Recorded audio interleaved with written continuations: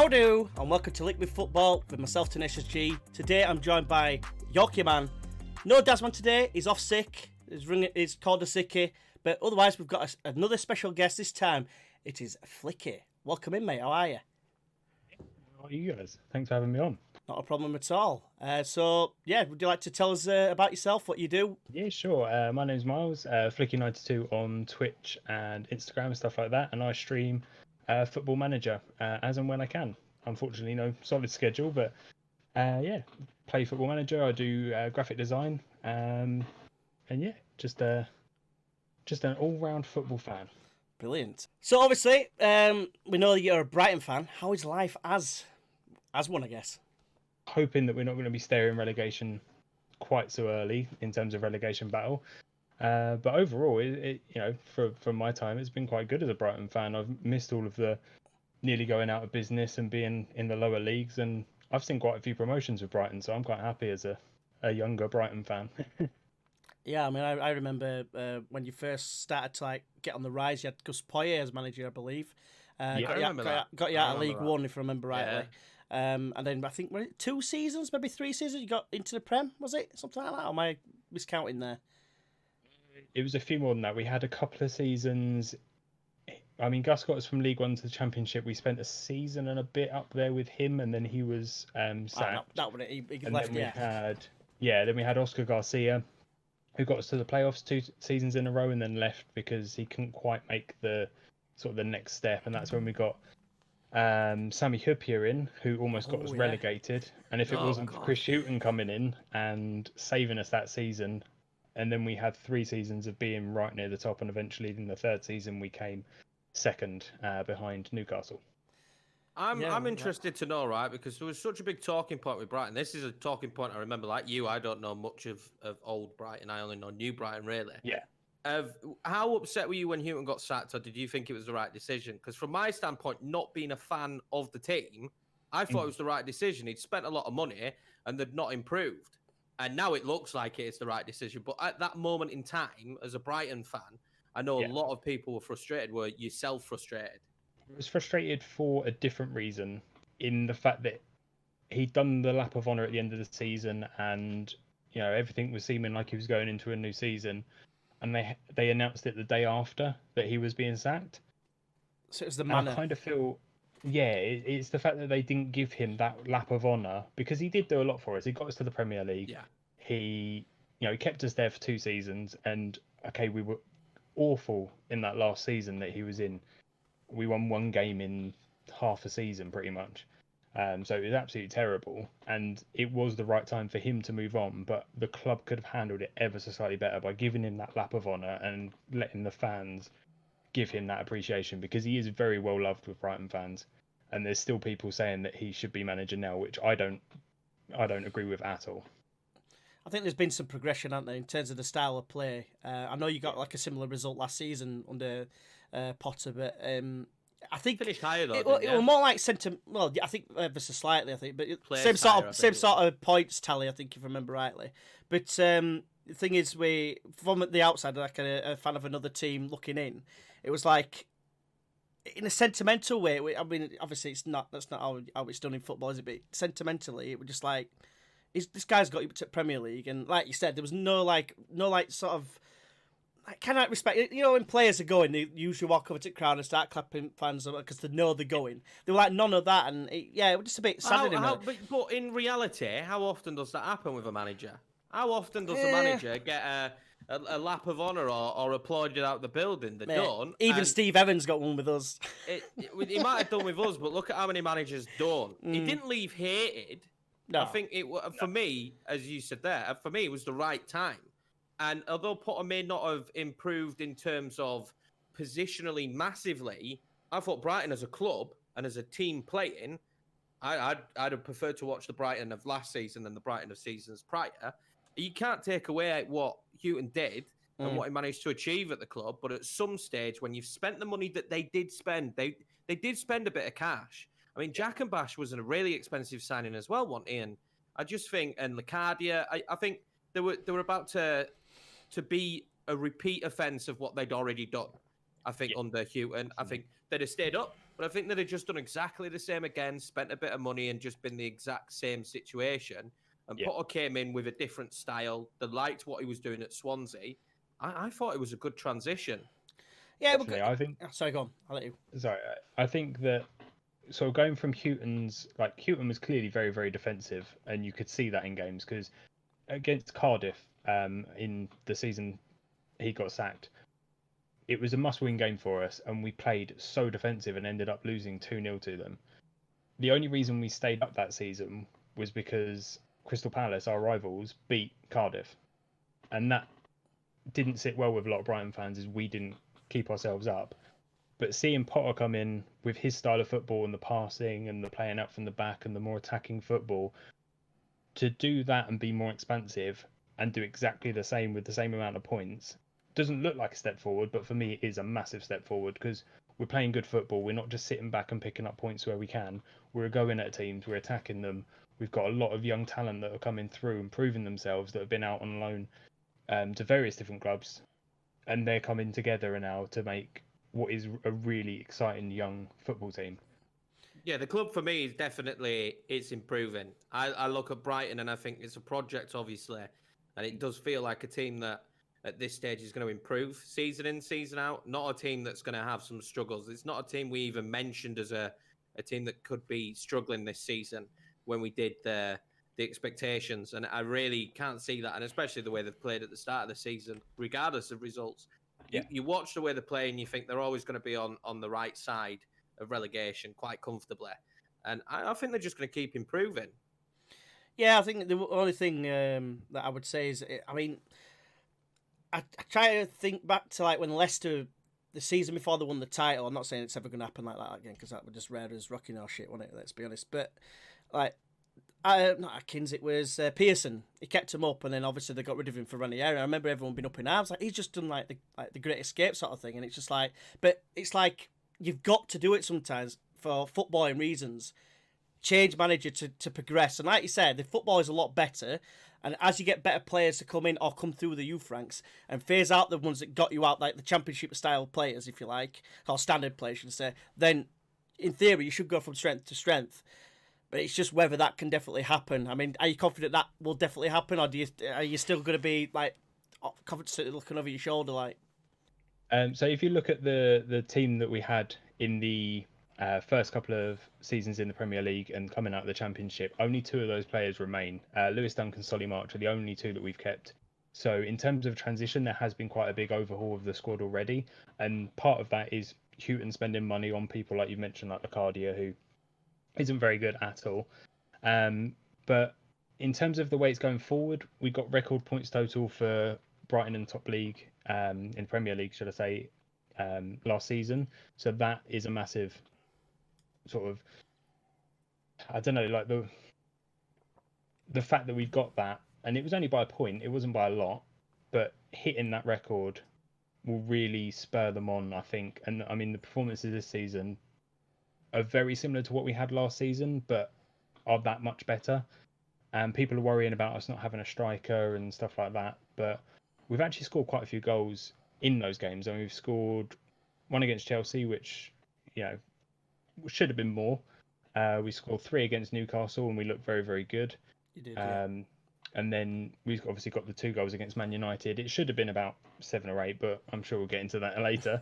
But in terms of progression, if we can do this for a whole season, then I'd like to think we can be safe by sort of mid-March, beginning of April, and have a few games to try some different things. And the vision for the club itself is top 10, as become an established top 10 team. And the way that we're playing and the signings that we're making and the youth players that we've got coming through, I can genuinely see it. And it would be under Potter. I can't see anyone taking over from him in the next few years. You don't think he'll get poached? Potter? I think Potter's a bit of a stroke of luck because for me, Brighton don't get a manager that's... Because we didn't know how good Potter was. This is the problem. We didn't know how good Potter was. He didn't have a long time at Swansea. I didn't know absolutely anything about him, to be honest with you, until he joined Swansea and took over there. So, and then the way he played football there, and now the way he plays football at Brighton, you don't find people like that often. It's quite a rarity, and not at the level that he's judged at. You know, he's not seen as a top-level manager. He just isn't. He hasn't got that many plaudits yet. He's not seen as one of the big boys. And Brighton wouldn't be able to hire anyone who was seen as one of the big boys, someone who's going to really move you forward. So he works hand in hand brilliantly with Brighton. And it's a great place for him to build his CV.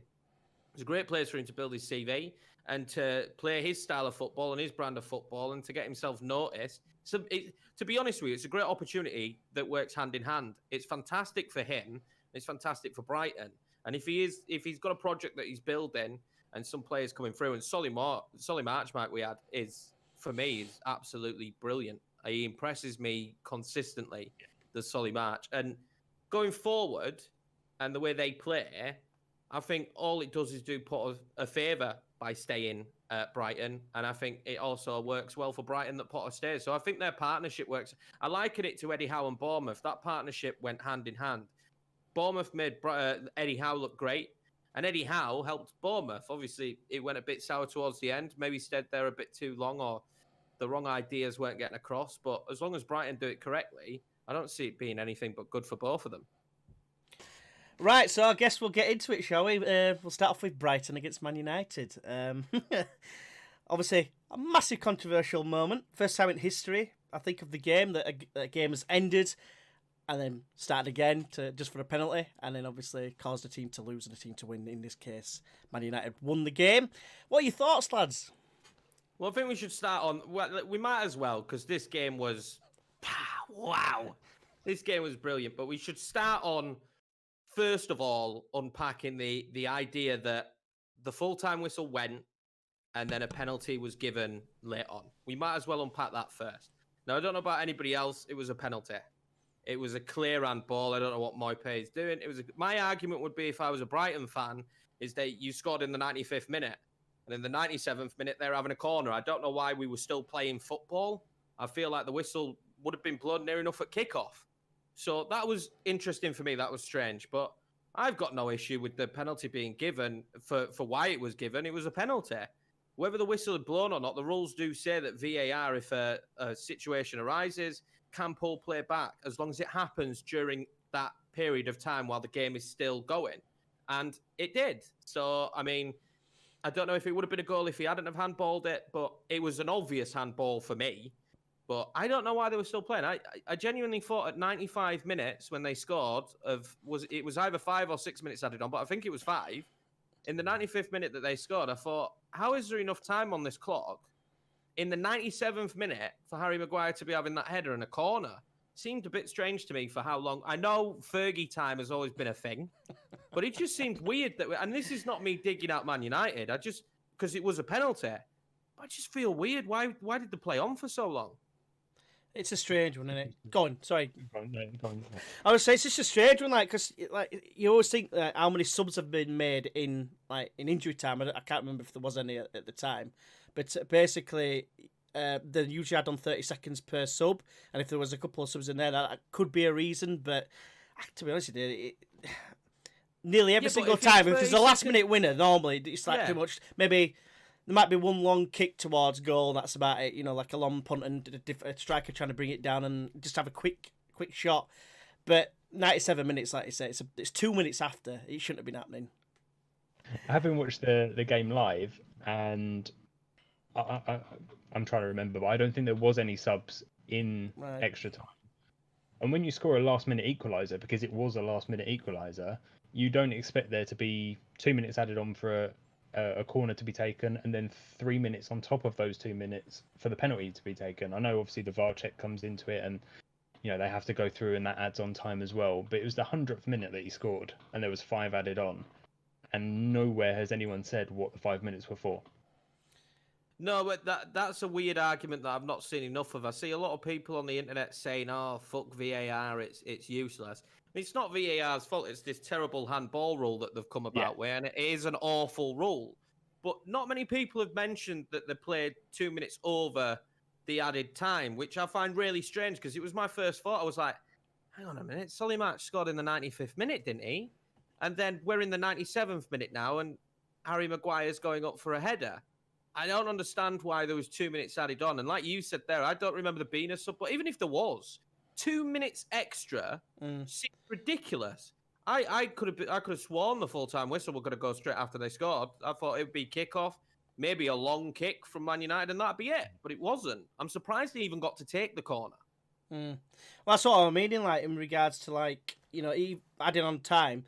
Scoring a goal, I think, is usually 30 seconds at least as well. It depends how long they would. But is there? It's rare milking it for, nowadays but I that don't we think it'd see be that that long. time being added on. Well, yeah, but I mean, that's what they're probably saying, there, isn't it? But that's a terrible argument then, because that's not consistent. Because if we see subs in extra time, if Leeds made a sub in the 90th minute and there was 5 added on, I'd expect the whistle to be gone in the 95th minute. But that's what they're saying. It's to try and prevent time wasting subs, I believe. But then it's not consistent then, is it? Because they're not always adding these 30 seconds on. Because we see subs consistently in added time, and this situation doesn't happen. There isn't this amount of time always added on. So I don't see where they're getting that. And we consistently see teams, well, not consistently, but every now and again you see a team score in the last minute of the game, and that's it. The game's over. We don't play another 2 minutes. They don't add time on because the goal went in. So it seems a bit of if that was going to be their argument, as a completely inconsistent argument, because they don't normally do that. Yeah, so what about the thoughts on the actual game itself? I mean, because first half, fucking Brighton should have had it in bag, shouldn't they? Really, the entire game they should have done. They hit the post 4 or 5 times. Trossard can count himself very unlucky. He didn't score. Looked unbelievable, but you got to put them in back at net. At least one of them. Unlucky. I mean, Trossard hit the left post, right post, and crossbar. He literally had a hat trick. He hit every single bit of woodwork he could possibly have hit, and none of them went in. And it was 5 shots that we had that hit the woodwork. It's a Premier League record since Opta started doing their statistics and stats and what have you. And yeah, I mean, it was just crazy. I mean, for the majority of the game, barring about 10-15 minutes in the second half, we made them look like a non-league team. And you don't often say that about Man United. Believe me, if Daz were here, he would have been saying it. Well, Man United were dreadful, though. I mean, they didn't deserve to win that game. But I think the problem is a lot of people have come out and have argued, haven't they, that Brighton don't have enough firepower.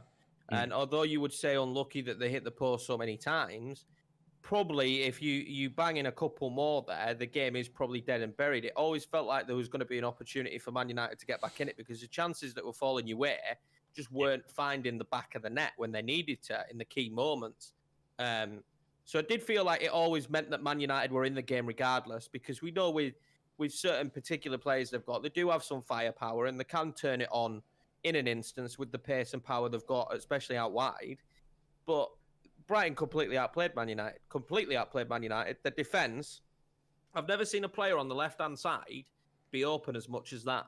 I've never, because Trossard had it several times, Solly March did. The marking was awful. I mean, I don't know. Lindelof needs to go back for me. That partnership ain't going to work. Throughout the other teams will rip you apart. It could have been 5-1 Brighton easily. So in that situation, they can count themselves very lucky, and hopefully they'll adjust on those. But for me, Brighton come out of it maybe losing, but still being seen as the better team. Man United, I would look at, still have problems. Brighton play like that week in, week out. Teams aren't going to punish them as much. I mean, it was a little bit sloppy from the free kick. I mean, I don't think Matty should be ever being allowed to put that ball back across. He wasn't being tracked, but I mean, these things happen. You know, what can you do about a penalty? Bruno Fernandes' conversion rate's absolutely fantastic.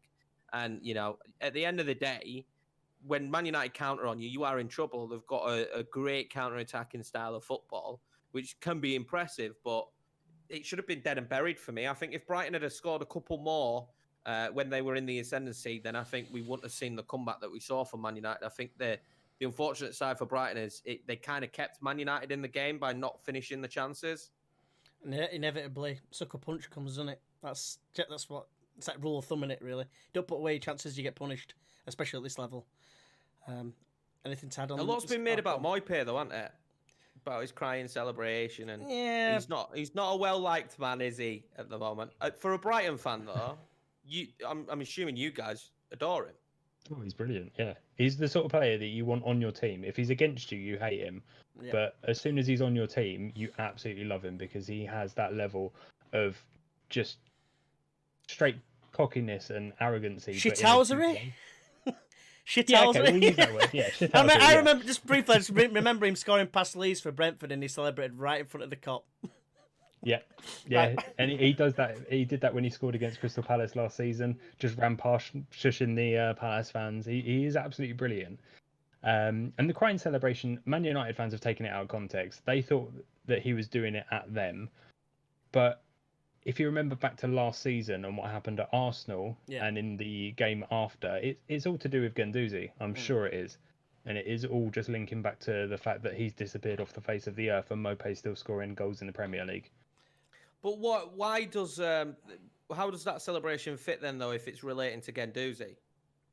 Because when we played Arsenal in that game, Guendouzi. No, was I know the situation that happened, okay. but why do that at Man United, yeah. in relation to Guendouzi? I don't know. That part of it doesn't make sense unless something has happened on social media that we haven't seen or anything like that. I don't know. That's the only logical reason I can think of is if Guendouzi's sent him something or said something to him in some way somewhere. Because I thought it was aimed at journalists. I thought it was aimed at the fact that he's perceived as someone who doesn't score enough. But why would he be doing that then to journalists? A journalist crying? Look who's crying now, basically. Oh, right. Oh, well, I've just scored. I mean, the problem is it's hard. It's hard on how you take it because a lot of United fans will take it as they'd got a penalty, which Man United were, Penchester United last season, and then it was taking the mick out of Man United fans, and it's difficult to unpack why he did it, why he did the celebration. He is who he is, and that makes him a character. And we love characters in football. Players like the Canio. We like characters like that. But it's just strange if it was aimed at Guendouzi. Why do it in the Man United game? Yeah, I'd have to agree. But it just seems a bit odd. But there's, like you say, I could easily see it being, social media orientated or something like that. But it's just like I said, no one else. People don't like him. It's not really been put out there though, has it? I mean, you're probably more likely to see it, Flicky, on social media if you follow, like, obviously the Brighton page and whatever. But the players in question. But I haven't really seen anything. Like it's not been plastered all over social media. So, I guess we'll never know. I guess we'll probably have to find out at another time at some point if it does come out eventually. But probably unlikely, I guess. Is there anything to add on this game before we move on to the next? Because there's a lot to talk about in this one. One thing I do want to mention really quickly is that it was a penalty for Connolly and it should never have been overturned. Oh, yeah. And that's the reason I hate VAR. It was a penalty. Yeah, 100%. I saw that and I thought, why the hell has that not been given? And what makes it worse is on the Sunday, and we'll go into this game in a minute, but Jamie Vardy, exact same thing, and it was a penalty. Consistency. It was without a penalty. I don't know because the ref gives it. This is what makes it worse for me: is the ref gives a pen, and I don't see how he sees enough in that to overrule his decision. I'll tell you what it is because he's been asked to go look at the screen. That's why. No, but the thing is when you watch it back, and the argument is that Connolly's put himself into Pogba, but in reality, as a striker, you're not going to run side by side with Pogba. You're going to try and get ahead of him, which is exactly what Connolly does, and they collide. Quite easy for everyone to see, but it kind of goes down as if it was Connolly's fault and not Pogba's fault for being behind Connolly. I thought it was a penalty all day long. I thought Brighton fans could definitely be aggrieved at the fact that they weren't given a penalty. Even when we watched VAR back and they were saying on the pundits who were commentating the game were saying, no, he's gone into Pogba there. And I was like, I don't know how you're seeing that. And then when they went back into the studio, obviously, pundits in the studio were going, it's definitely a penalty. I don't get... You're taught as a striker to get ahead of your man and to come across your man to try and get in there. And if there's contact, go down. There was more than enough contact on that one. I was surprised that a penalty wasn't given for it, to be honest with you. And I think what the commentators said during the game played in people's minds of, oh yeah, Connolly did that. It's Connolly's fault. And I just don't think that's the case at all. No, I like I said, I saw it and I thought it were a penalty. But it's like, I'm finding so far this season, as soon as they have to go to that pitch side monitor, it's whatever it is, it's overturned.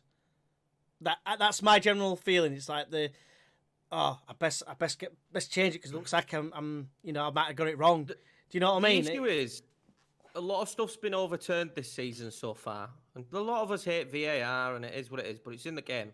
And a lot of stuff has been overturned this year, but a lot of it, and I would say the majority of it, has been good. You take away the handballs, and a lot of the overturns for me have been very good, especially when it comes to cards. Using that system is brilliant because it gives the referee to look back and see if it should have been a card or not. The biggest issue is the choice between real time and slow-mo. It causes a problem. Everything looks worse in slow motion, and that's a problem for me. 100%. Yeah, you've hit nail on the head straight away with that. It's like slow motion. It's just anything that looks so like nonsensical in real time. It makes it look so much worse. We talked about all the handballs last week, didn't we? Like we were arguing about the when we were watching it leading, I can't remember. We were arguing about the Joe Ward one, which we'll get onto. We did. We argued about handballs. Yeah, we'll get onto that one. And we're on about that. It's like the natural movement. He's just literally changing direction like that. His arms are there for balance. It's a natural movement, but in slow motion, too much of an argument. It looks like his arms like out here, so it looks like it's in an unnatural position. But in terms of how he's moving, it's natural. You're going off the wrong rule. It's if your arm is away from your body. But that's what I mean. That's why they're saying that the rule is bollocks. But because a referee would probably see that and think, right, I'm not going to do up with that, and hope that VAR don't get involved. As soon as VAR get involved and they say to check that monitor, it's like, well, I'm going to have to give it because his arm's out here, and people are going to say it's wrong. But yeah, it should be a penalty based on the new law. And that's what it is. It's the law that's shocking. But again, I'm digressing a little bit. We'll get onto that later on because there's quite a few of them. I think on the Brighton situation, though, what I have noticed, especially in the early stages of the season, I don't know what you'll think about Flicky, is I liked him when he kind of burst on the scene last year, but I'm really impressed with Connolly. Yeah.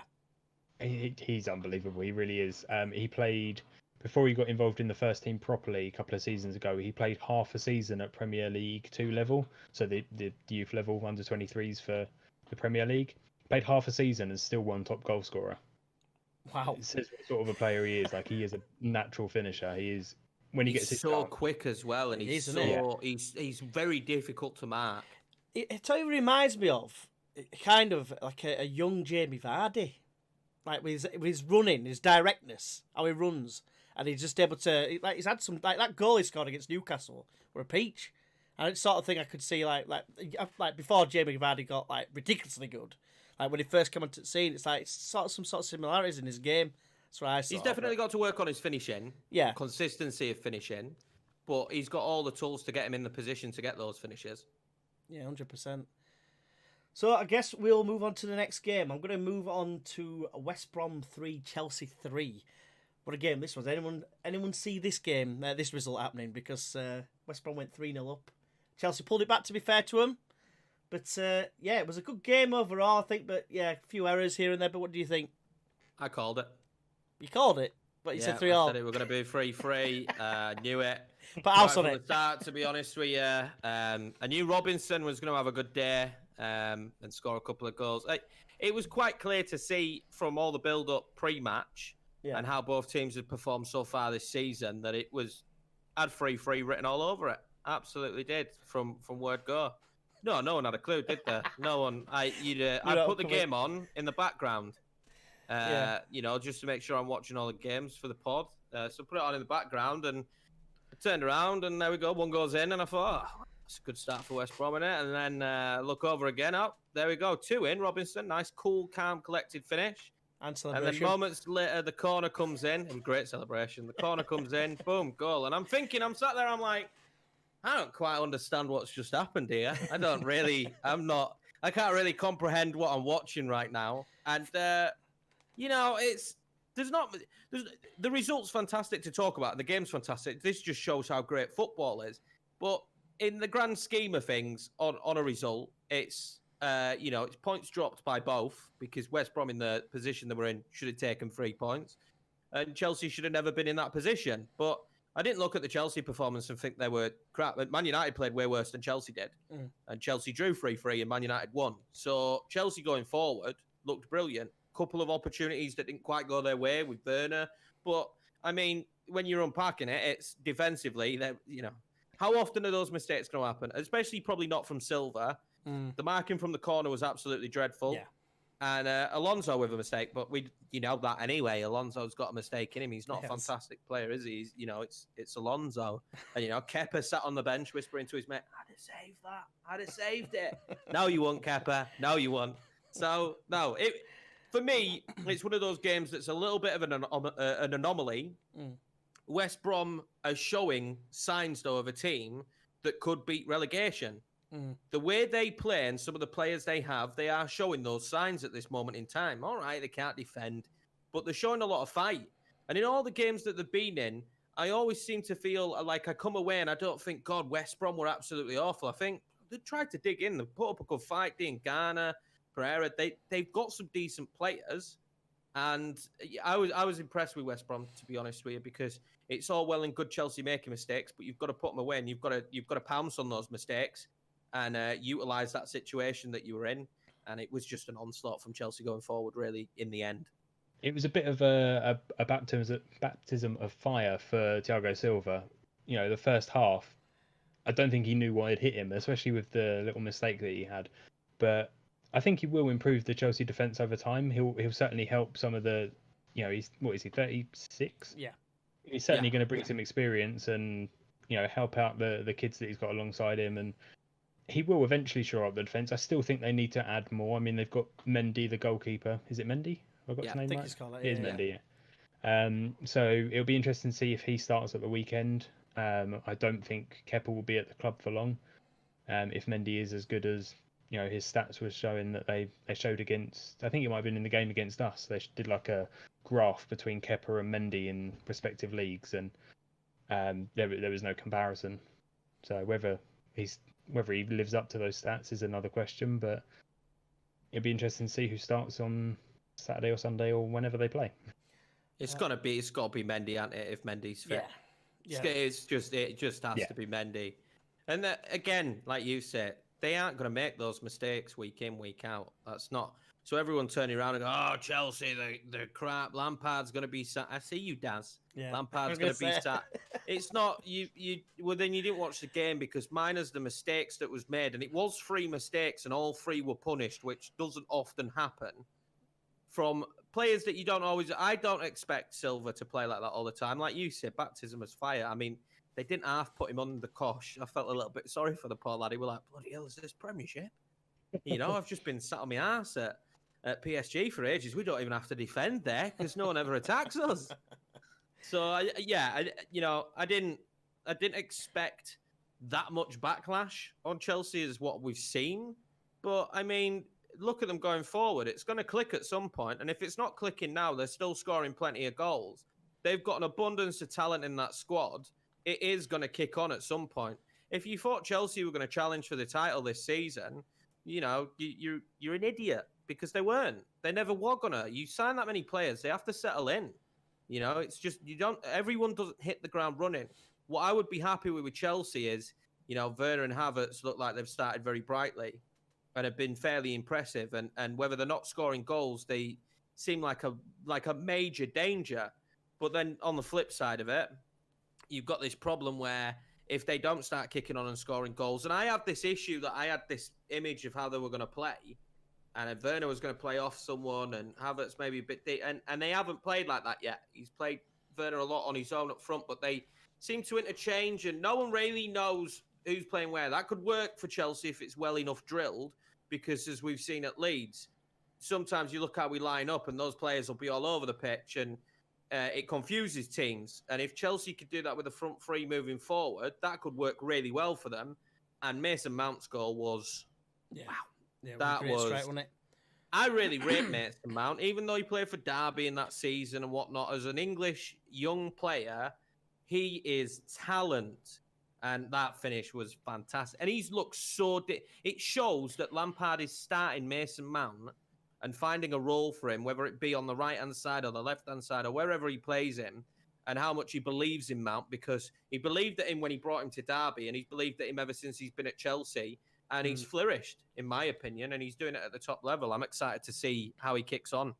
I think, like I say, when Mount scored, you had a feeling that they were just going to come back and draw, at least, maybe even win it. But to be fair, I mean, I know they got 3 goals and they took them well, but the errors were all unforced errors. There wasn't exactly any pressure on them or anything like that. Just like say a sloppy pass from Alonso, Thiago slip, the miscontrol. It kind of reminded me of like Gerrard's slip a little bit in terms of he just lost the ball and then like bar run through in Gerrard's case, and obviously this time it was Robinson, and then obviously the third goal. It just completely unmarked. I mean, what was that all about? But like I said, that's what you think that Thiago Silva would be in there, but you think it is the language barrier because I think Lampard touched it before the game that he didn't know English a bit. Like he was given a captaincy, and he says he hasn't got he doesn't know all the language yet, but he's like leading by example what he's won and this, that, and t'other. So he'd already touched on the facts of the language barrier. So you wonder if that's a case of once he starts to pick up the lingo more, it might be a little bit easier for him. But I think you're right, Flick. I think there's definitely need to add to him. I know they've got Chilwell, who I believe played in the game midweek against Barnsley in the cup, and apparently played very well. But it might be a case of because he's been injured, just bringing him back to speed. I think, like you said the other day, off like when we watched Lee's game, Matt, so he might have been injured, and it's just a case of because he's who do you add though? In that statement of us saying they need to add, who do they add? Because Thiago Silva, we can talk about it. He just miscontrolled the ball. It happens. He's not going to do that all the time. No matter his age, he's a very composed defender normally. This is a very much an anomaly. So if you look at that defence, who do you add? Because they brought Sarr in as a future prospect. Right. They've got young players there in Tomori. I don't know if Reece James can slot in there or not. You've still got Rudiger there. You've got Christensen there, and you've got Kurt Zouma. Can you add another centre-back? They've got an abundance of centre-backs. But they're still leaking goals, so they need to do something. But we, like we say in this one, we can say they're leaking goals, but I mean, look at the performance. Alonso was terrible. The marking from the corner, you can't just blame the centre-backs. And one missed control from a player you wouldn't expect it from. Apart from that, they weren't bad defensively. Yeah, I'm just thinking, in the set pieces, it's like the organisation side of it. That's I would imagine that's how they were terribly organised, or didn't follow the routine. The routine that West Brom put together, they came up against was just not good for them. But I think in terms of centre backs, I don't get who you signed.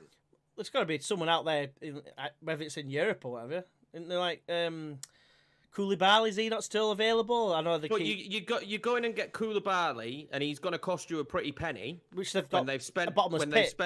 When they've spent big already, it's going to cost you a pretty... Yeah, but they may have a bottomless pit, but there is still FFP. Selling Kepa. You've got they ain't going to get much for him, are they? 70p. You're looking to get a tenner for him. Yeah. The problem is it's great with the idea of let's just go sign Koulibaly, but what did it do with the defence then, though? Koulibaly comes in, who plays next to him? And then who are you turfing out? You got a couple of fairly young defenders. You can loan them out, couldn't you? But would you loan Tomori out now, or would you want him at the club to progress? I think I've seen rumours that he's meant to be going out on loans tomorrow.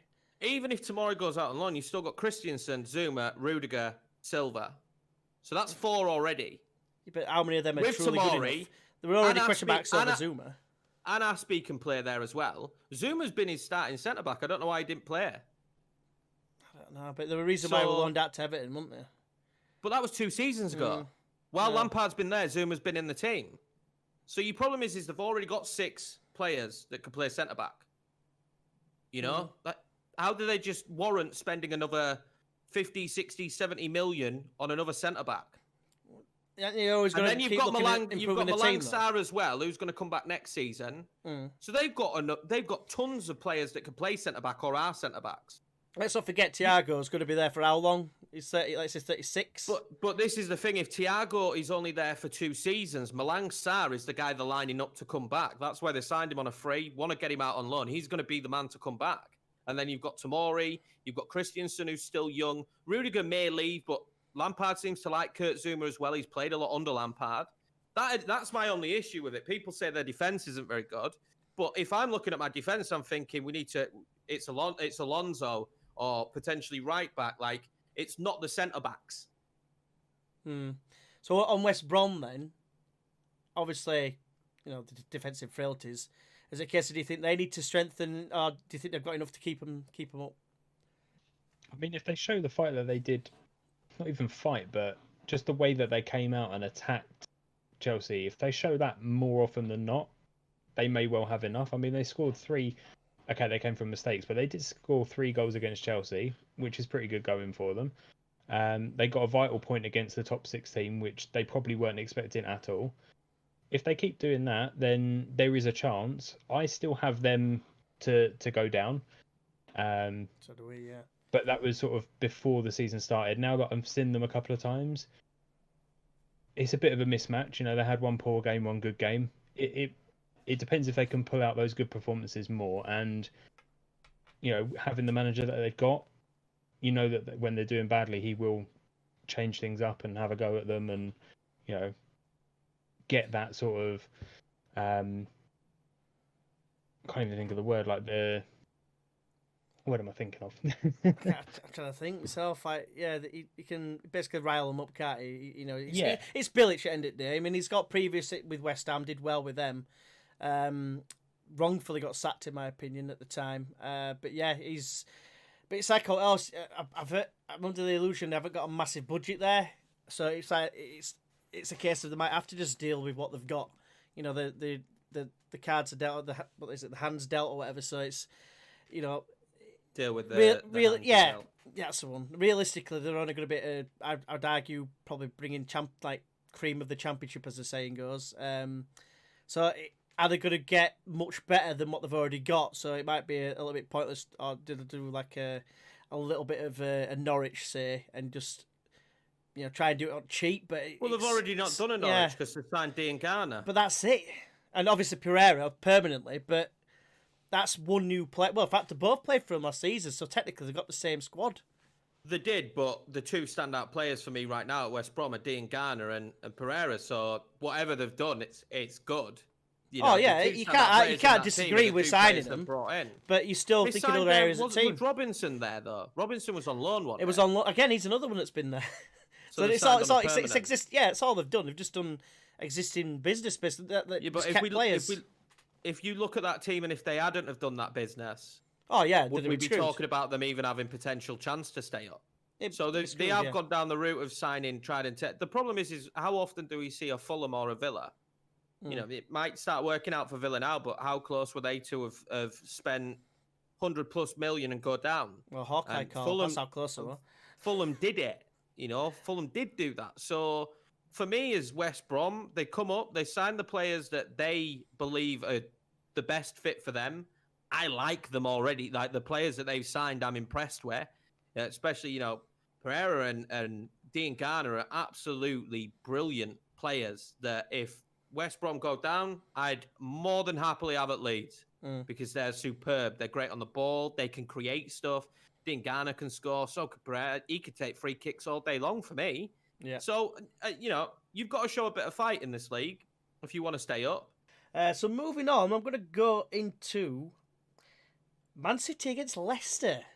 So, again, who saw this result coming? Especially 5 goals for Leicester. Yeah, of course he did. Called it. So, bright start for Man City. They get an early goal, and I'm thinking, it's just going to be 2-3-0, comfortable for Man City. How wrong can you be? We look like idiots. We all said Leicester would struggle this season. And then they've just beaten Man City 5-2. So, I don't know. 3 penalties, though. Let's be fair. And they were all penalties. And that's the world's worst defensive lineup I've ever seen from Man City. It was dreadful. I didn't even know Garcia was a centre-back. He's like 5'4". He's wearing his skull cap. He looked like a prop or a hooker in rugby. I don't know what he was doing out on the pitch playing at centre-back for Manchester City against Leicester, who, let's remember, have Jamie Vardy in the team, who's going to run in behind you. I don't really know defensively where Man City stand, and I still don't know that after this game because we haven't seen Laporte and Ake together. And that's the partnership for me that will probably determine how good they are. They're clearly having some issues there at the back, and it shows. Did I see that they're almost on the brink of signing Ruben Diaz from Benfica? The 2 players that they're linked with at the moment are Koulibaly and Diaz. Apparently Diaz was saying his goodbyes sort of thing to the... Yeah, he's the favourite, but we still don't know if the deal's going to be done or not yet. But they need reinforcements defensively, and quick, because you can't drop too many points. I said it at the start, I think Liverpool will go back-to-back, and people said I was an idiot for it. But Man City don't... Well, no, you didn't. You agreed. But Man City don't look good. and they really don't look good. They don't look as good going forward, which is a bit strange, but I'm sure that'll come back. They didn't have a striker for the game, did they? Aguero and Gabby Jesus. But then that makes you question that they've only really got 2 strikers. You can say like Sterling can fit in there and whatnot, but I don't think it's a comfortable position for him. And when you've got 2 strikers, and Jesus has had injury problems, and Aguero's, he's getting up there in age now, that would worry me as well. That really would. The same as if I was a Leicester fan. I'm sorry, Leicester fans, but if you don't have Jamie Vardy, you're a mid-table team. Without a doubt, you're a mid-table team. Jamie Vardy makes stuff happen, and he was brilliant. And Maddison scored an absolute screamer.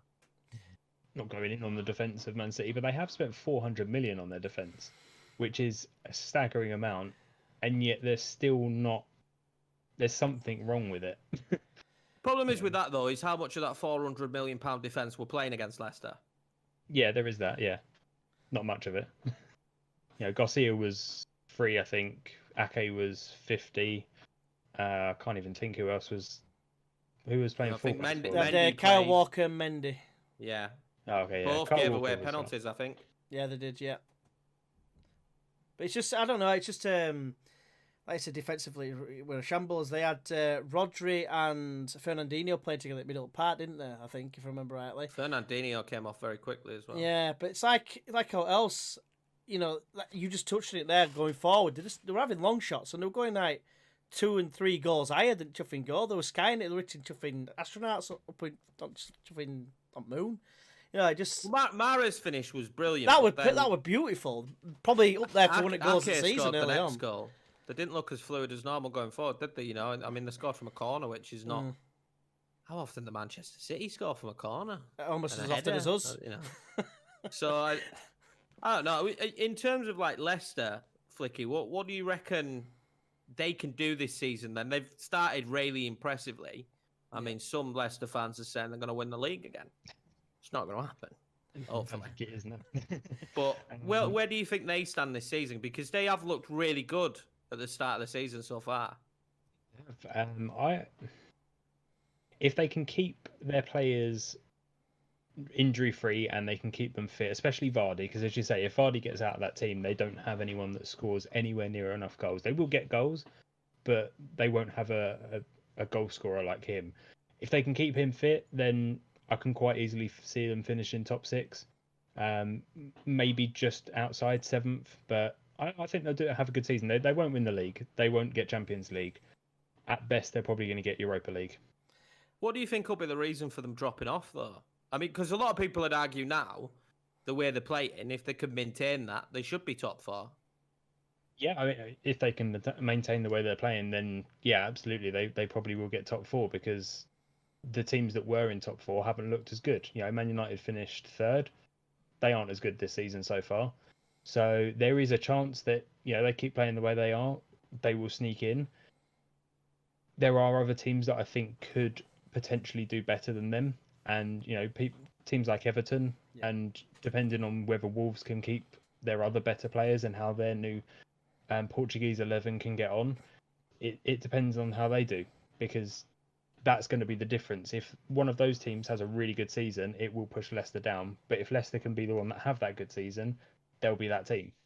I mean, I don't know about you, but this feels to me at this moment, and I don't know why, like this could be one of the most exciting Premiership seasons we've seen. Yeah, I was just going to quickly say, I think there's a good 5 or 6 teams that could easily get that top 4 spot this season. I'm blown away from that. We've played 3 game weeks now, and I am absolutely astonished at how much attacking football is, and it's great. It's not great for defensives, but and I think it does show the way football's going. But who'd have imagined this? There's so many goals that I haven't watched many games yet that I can sit and say that was boring, because there's so many goals in every game, and it is great for a neutral fan of football. There's a lot of drama and the VAR stuff, but it gives us stuff to talk about as a football fan.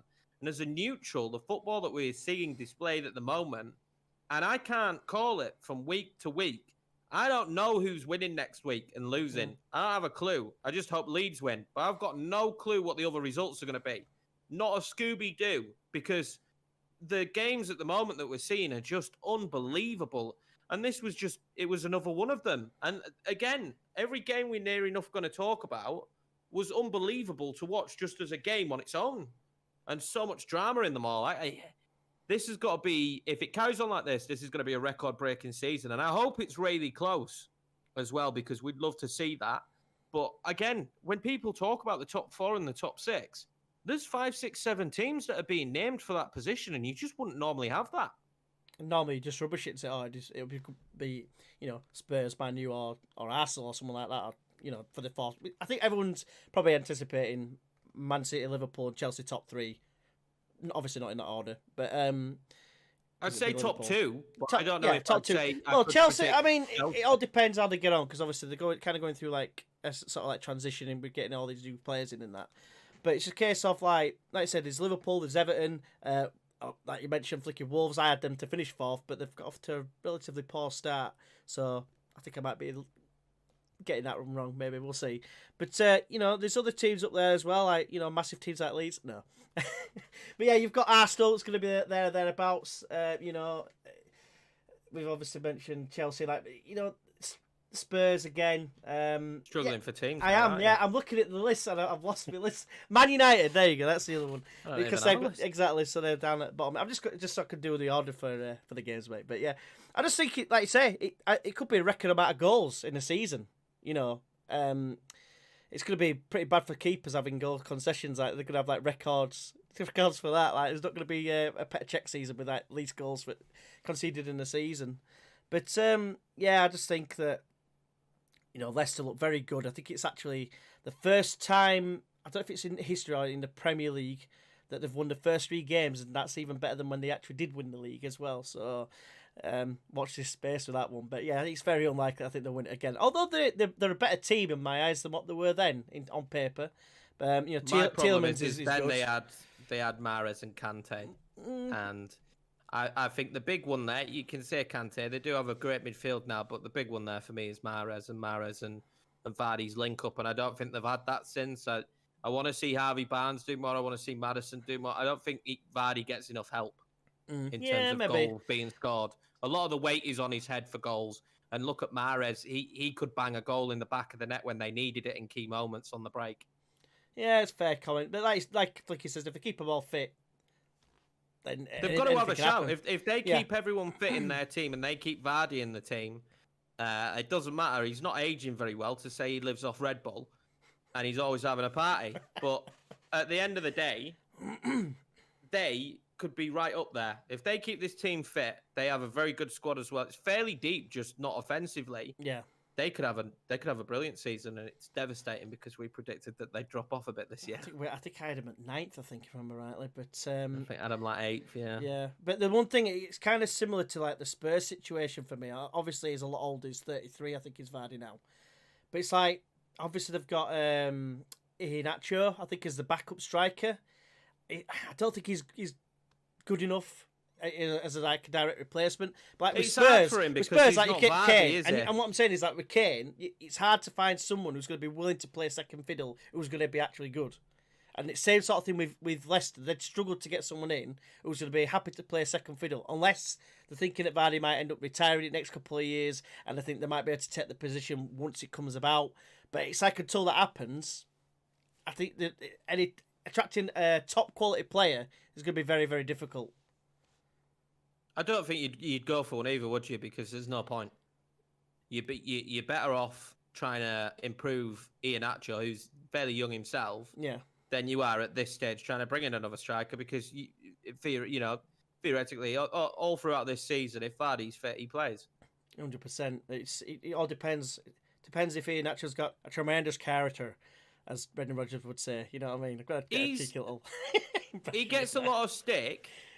But at the end of the day, you're playing second fiddle to Jamie Vardy, so how good can you look? And you've got to remember they do have Ayoze Perez as well, who, although he hasn't been great for them, did have an unbelievable season at Newcastle before he signed for them.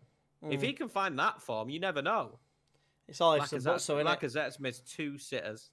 I've got it on there. I think I'm a little bit behind. 2 sitters. But I mean, obviously, Man City, we think they'll turn it around then, don't we? I think we've obviously got us first. Hopefully it'll be Relegated. after that.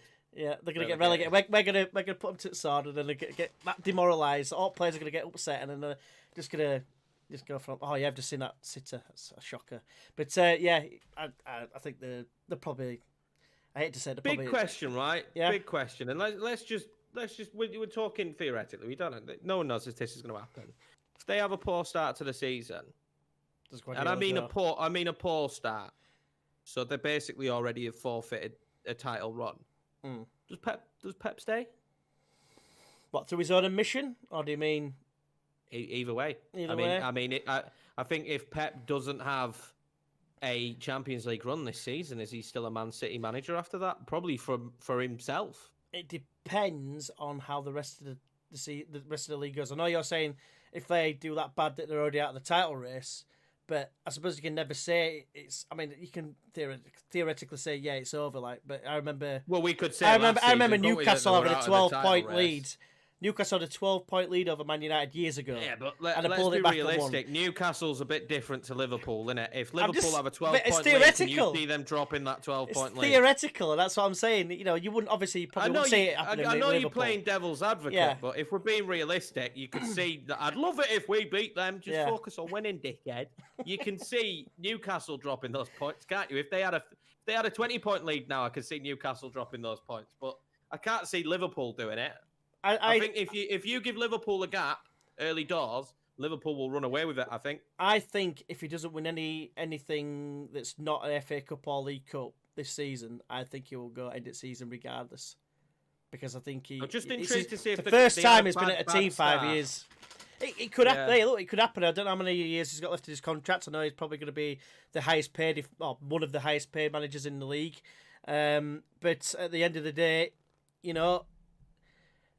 Is anyone better? And I think I'd be more inclined to think it would be him that stood down. Well, yeah, maybe. But I was just tossing the idea around, right? And this could be completely wrong, and it probably won't happen. But can you imagine that he chooses to leave Man City, goes to Barcelona, Messi resigns? And that's just what proper I was thinking outside the box, is that, mate?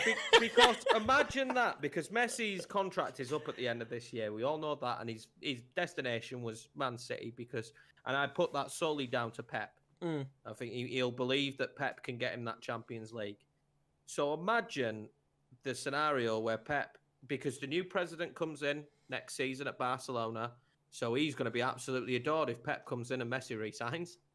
So I'll just end of season. It fits hand in hand, doesn't it? You never know, but could we see something like that happen? Because it could agree. And if it does, yeah, I called it. It could agree in principle, couldn't it? So like Bosman type rule. So yeah, definitely. So I guess we can move on to the next game. It's a game that had some controversy on it. Me and you discussed it, Matt, and you were kind of, because obviously the rules are rules, as we mentioned last time. Actually, we're talking about controversy, aren't we? Right? Yeah. So this is something that we should assess with Flicky. When Yves Bissouma karate kicks Jamal Lewis in the head, when Yves Bissouma goes Sweet Chin Music Shawn Michaels to Jamal Lewis's head, are you thinking that's not a foul, or were you like, bloody no? I didn't say it wasn't a foul. I said it was a yellow. Red card, or are you saying it's a red card?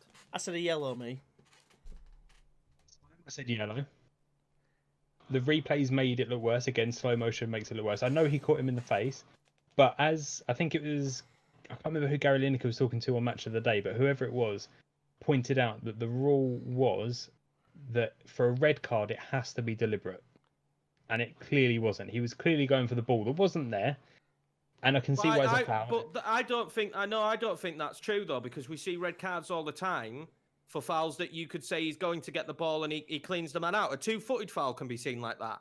So I don't think it's dangerous play. I think is the. I've never heard that rule. If it's dangerous, which it clearly was dangerous, yeah, he's kicked someone in the head, then it can be a red card. If he does it on Bissouma, and this is completely me being a hypocritical fan, I call for a red card, 100%. But because it's my player, it's a yellow. Well, there you go. So you've answered the question for me there. I'm answering from a neutral's perspective. I know you are as well. I know you are. I know you are. Anyway, you argued about this enough last week. This is going to happen in every other, podcast. other controversies, right? Palace against Everton finished 2-1, and yeah, the penalty for Everton, the second goal was what won it, and it was for me, I don't think it should have been a penalty, but obviously rules are rules, which I'm sure Matt is going to explain. So yeah, like you alluded to there, obviously some controversy, and this is something that's going to be consistent throughout the season, obviously. But it was handball, wasn't it? Because in the rules, it's handball. And as much as I don't want that to be a handball, and I hate the new rule, if we want consistency in every game, if that one doesn't get given, then people will use that as an argument against all the ones that do get given. So at least we can see that there's consistency in this ridiculous rule for now. At the end of the day, if that's going to be given against other players in that same situation, whether it be Lindelof, Koch, or whoever it is, then it's got to be given every time. And to be fair to him, it was given again. As much as everyone would look at that and go, that's a terrible decision, at least they're being consistent with it. Nobody wants this handball rule. The managers don't want it. The players don't want it. The fans don't want it. Nobody wants it. It's not doing VAR any favours because people are saying it's VAR's fault and not the actual rules' fault. The ruling is not now where it used to be. Now it's if your arm's away from your body. The ruling used to be where if it was in a weird position so that you couldn't help where your hand was, then it wasn't a handball. But now, if your arm's away from your body, and there is supposed to be a distance, though, which is weird, because it was very close. It was close distance, but a lot of them have been close distance, to be fair. The same with the IU one against Lindelof. And if I'm a Palace fan and I'm effing and jeffing and swearing blind that that's not a penalty, then you should take yours back for Man United as well, because then that weren't a penalty either. So it kind of, it's in this season, sometimes it's going to go for you and sometimes it's not going to go for you. And we're probably going to talk about this on every single podcast. But as it stands, those kind of situations are penalties. It sucks, but that's just the way it is, and they're going to keep getting given. Yeah, I mean, I don't know. I think the game's just lacking the one main ingredient that's been around for a long time, especially in terms of refereeing. Common sense. There's just none of it now. It's just like proper black and white.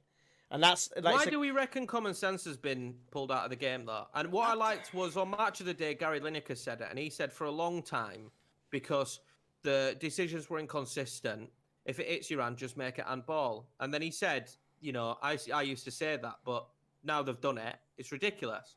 And this is the point. If the fans hadn't argued so much about how common sense was being reffed, we wouldn't be in this situation. People are arguing and in uproar now about these decisions, but when they've not been given and you think it is an handball and you're screaming and shouting because you think it's handball and it wasn't given, that's why we found ourselves in this position. So you don't trust the refs, you don't like the refs, you think English refs are rubbish. Well, that's fine, but now they're not reffing the game because of these VAR and these scenarios. They've made it as clear-cut as possible. It touches your hand, it's away from your body, it's an handball. And people are complaining now, even though in large part it's our faults why that rule's come into place because of all the complaints about the rule before. Because before it was down to the referee's judgment of if his arm's in a position where he can help it or can't help it. It was down to the common sense of the ref. Now we've taken away that common sense because we weren't happy with the decisions. Now we're even more unhappy with the decisions. But why can't they use said common sense then when they're looking at the monitor? Because your opinion, that's what I'm saying. Because your opinion and my opinion is different. And the common sense that for one ref will be different for a different ref. And then they'll get absolutely slaughtered for it. And that's why the rule's in place. I hate the rule. But we had common sense before. And we all complained about it. And how terrible the refs were. And now they've brought this in place. Now we're complaining again. Why do you think it's worked for other sports but not for football so far? Why is it taking so much longer? It seemed to transition perfectly into other sports. Tennis, cricket, rugby. Well, tennis and cricket is a much slower paced in terms of being able to stop and breaks in the game. You play 45 minutes and there's very little breaks in the game. So when you're going to start adding those breakups, when you look in what about challenges? Like in tennis, they have challenges, don't they? Like you can have two, maybe. Like a captain. But how does that work though? Because then you're still going to be sat here saying you used your two challenges up, right? And that was a clear.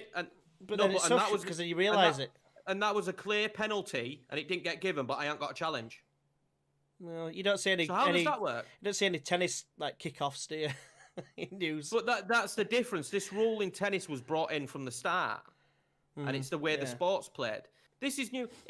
And I've got to be honest with you. If we're being honest in this situation, it's the fan base why there's so much uproar about it. It's the fan base. They wanted it, but they didn't want it. And every time there's a break in play, oh God, this VAR's crap. But you wanted decisions to be better. So this is the problem. You want it to be better, but I think, like from my point of view, I'd have preferred it to be used for things like offside. Decisions with refs. But like, it was at the start. It was at the start. It should be black and white, I mean, people complain about armpits and stuff like that. But for red cards, that's where common sense needs to come in. But the problem is, right, is it was brought in to be used on offsides and red cards, right? Yeah. And then the problem is stuff would get missed and people would go, well, why didn't they use VAR? They've got it. Well, look at that goal, Villa against Sheffield United. That never was. It didn't work. Hawkeye didn't work, and they said, "Well, why didn't VAR keep?" And they could have done as a backup. VAR aren't supposed to look at that though. But so you're saying you only want, but you're saying you only want them to look at. No, they couldn't have done because they're not allowed to. They're allowed to look at what they're told to look for. Right. So you're saying that you only want them to look at offsides, right? So then when there's a big decision... No, offsides and reds and stuff like that. Okay, and maybe penalty decisions, but it's going to be common sense in that. But there you go, now you're adding more and more in. Well, not really. Common sense is just... It's like you're... Like but you started with offsides and we've gone from offsides to red cards to penalties. Yeah, but penalties is still deemed as like... you look at the monitor and don't just think black and white. There's common sense involved in them. Offsides is black and white because you're either off or you're not. Whereas pens and handballs is different. But is it? Well, yeah, because it's down to interpretation. You can't say someone's offside through interpretation, can you? It's not now, because it's black and white. You've got it there. No, but it's not. It's black and white now. Yeah, but that's what they've done. They've done that on purpose. Well, they've done it now, and it shouldn't be like that. Because, like you say, we'll get onto the top. Why have they done that? If you've got to jump up, you can't jump up. We say, don't we? Don't jump up like that, do you? You know. Why have they done that? Well, like you said, probably because people have kicked off, but it's end up evolving to that. We bring VAR in because decisions are being missed. Offside goals are being given when they shouldn't be, and mistakes are being made by the naked eye. So we bring VAR in. It comes in for red cards and offsides. Then it misses decisions that people are saying, like you said with that goal over the line, why didn't VAR look at that? That's not VAR's job. So then they add in more stuff that VAR can look at and make the rules even more clearer of what's this and what's that. And now we complain even more. So it's going to be that repetitive circle. We're always going to say, well, why didn't VAR look at that? And then we'll say, well, VAR takes too long. Why is it looking at that for? And this is the problem.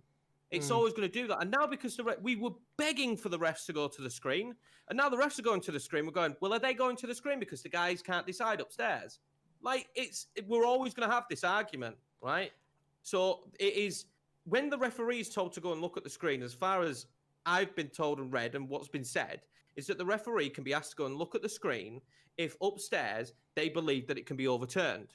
Right. So the referee is going to be asked to go and look at the screen for his opinion and he can judge it himself. But that translates to me that... But it's shown so far, and I know it's very early into the season, that every single time it's happened, it's been overturned. But usually when you get pulled to that screen, it's because it's going to be overturned. And how much pressure do you think the ref's on? Yeah, how much pressure do they think there's got on them? Sorry, because like they're thinking, "Ooh, well, if I've read this wrong," pressure, so they're obviously going to overturn it. They're just going to do what they say. Well, no, they're not going to do what they say. They don't get told to overturn it. They get told to go and look at the decision, and then it is their decision on whether to overturn it. And I guarantee, if they discarded that decision that they're being advised, I bet they get chuffing slapped on wrists, wouldn't they, from the chuffing chiefs? I bet they would. Well, you don't discard it. You get asked to go and look at the monitor. Yeah, they get asked. Yeah, but that's what I'm saying. You have to go and look at the monitor. If they thought, no, I'm not overturning that. I've got that decision right first time round. But if they did that, they'd probably get... Why would a ref ever do that? You can't see everything as a ref. And if someone says to you, I've watched the video, I think you might have made the wrong call, go and have a look at it. You're not going to go, no, I made right call. Who's going to do that? No, Who's going to say, oh, yeah, I made right call, I'm perfect. That's what I'm saying. In first time. And that ties in with, every time you go to that screen, then it's going to be given, isn't it? Tell me one when they've gone to the screen that was wrong, that they've overturned. Well, based on the laws, you're going to say, aren't you? Based on the laws. But then you're telling the referees not to work on the laws that they've been told they have to work on. No, they didn't go to the screen. I'm going to say that Fernandez penalty.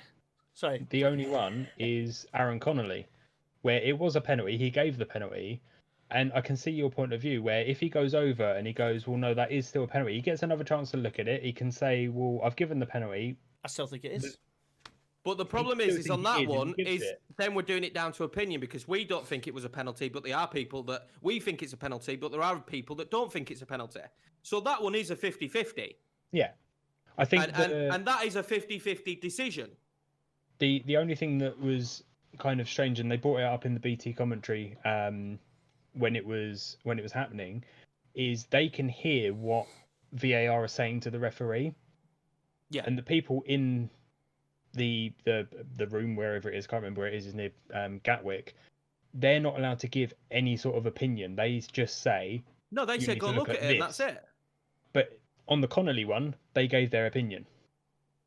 That's where they broke the rules. Technically, they broke the rules by giving an opinion to the referee. I haven't heard that be released, but if that is the case, then it's not the ref's fault. Oh, no, not the ref's fault at all. It's still not the ref's fault. And I think the biggest issue with it is because every time they go to the monitor, it's been overturned, people think that that's why it's overturned because they've been called to the monitor.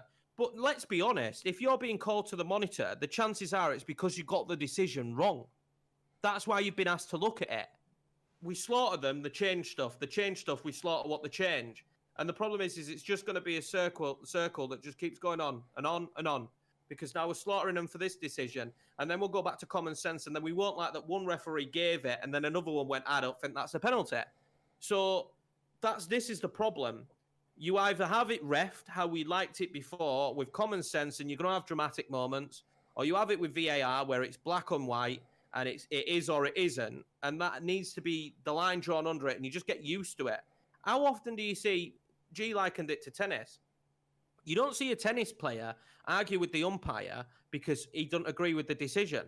Because there's this level of respect there, and there just isn't in football. You don't see it in rugby. You look at the way the rugby players treat the referee. It's a difference in game. And the problem is that's the game that we love, and it's how it is. And controversy is always going to be a huge part of the game. And it's going to keep happening. Consistent. I don't have too much of an issue with it. Whether it's consistently bad or consistently good, as long as they're making the exact same decision in every game. So, you know, the Mopai handball, the RU handball, Lindelof handball, as long as they're all exactly the same and they get given every single game, I have no issue with it in terms of the consistency at all. Because I think as long as you're consistent, you're making the correct decision because it's the same no matter what team's playing. I don't think it's a case of it. It's like the right decision because it is. They are the right decision. You're right, but it's just the game's affected by it. A lot of people, even like Steve Bruce will get into that one as well. He complained about even getting one on being on the positive side of getting one, and it's just like.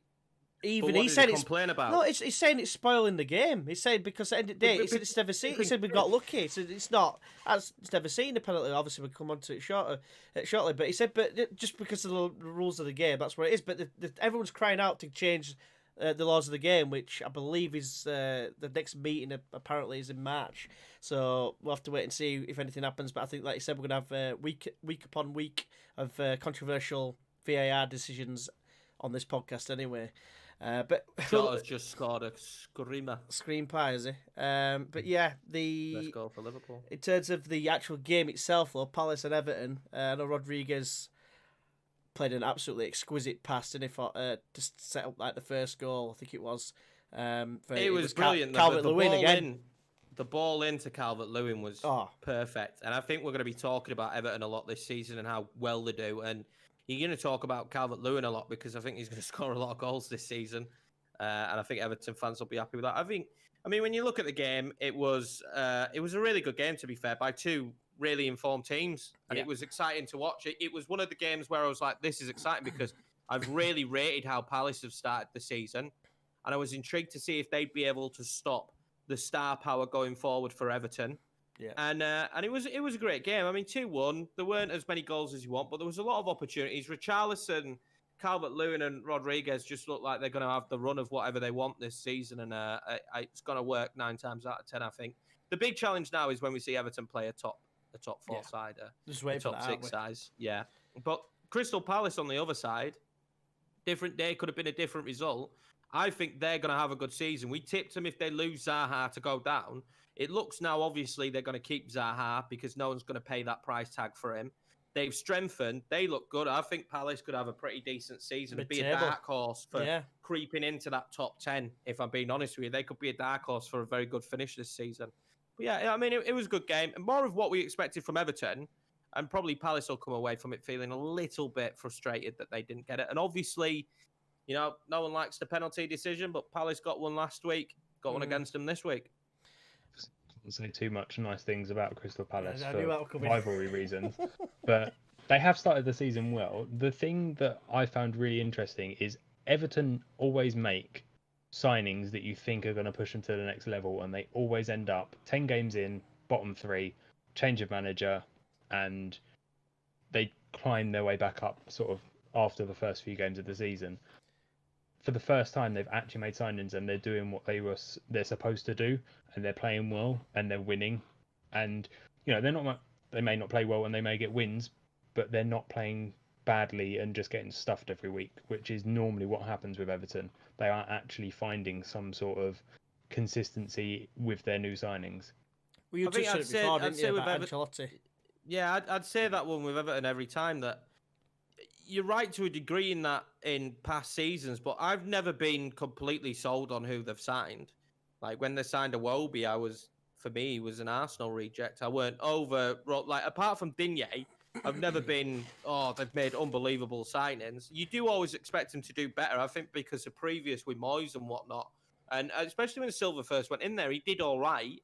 But I said it all along, and I said it as soon as they signed Ancelotti, that you don't sign him. It's a statement. You don't sign him and not give him the opportunity to try and push for top 4. And then we've seen the signings and the way he's got the team playing, which is superb. And the players he signed, and you look at Everton this year, and I've never seen a team go from being a squad that you would say is top 10-ish to being now someone who could push that top 6, top 4 bracket, depending on how well they can manage to do all season, because of the signings they've made, the manager they've got, and the football they're playing. 100%, yeah. So, but like we said, don't think there's any worries for Palace. We've already covered that. Probably aiming for top 10, maybe a dark horse. Like I said, going to be keeping Zaha. I suppose that brings us on nicely to the next controversial game. Spurs Newcastle. Yeah. So Spurs, from what I remember, should have been out of sight for staff. Only 1-0 up. And I said, touched it before about sucker punches. And it happened again, but this time with a massive amount of controversy. Again, because of a handball, but I know Matt's going to say it's the rules. So go ahead, mate. Dissect it. It's the rules, but it weren't an handball, was it? No. I mean, it's literally... it's as close as I am to this microphone away. With his back to him. He doesn't even know where the ball is. This is the worst one I've seen given. Yeah. 100%. This is the worst one I've seen given so far. I don't like any of them. Let's remember that. But this is... And I hate the new rules, but this is the worst one I've seen at this stage. It was just silly. It just didn't make sense. He's not even facing the right way. It's just... It was a really frustrating handball and a penalty for them to concede. I mean, you're right. Spurs should have been well out of distance at this stage. I think the crossbar as well and the bar.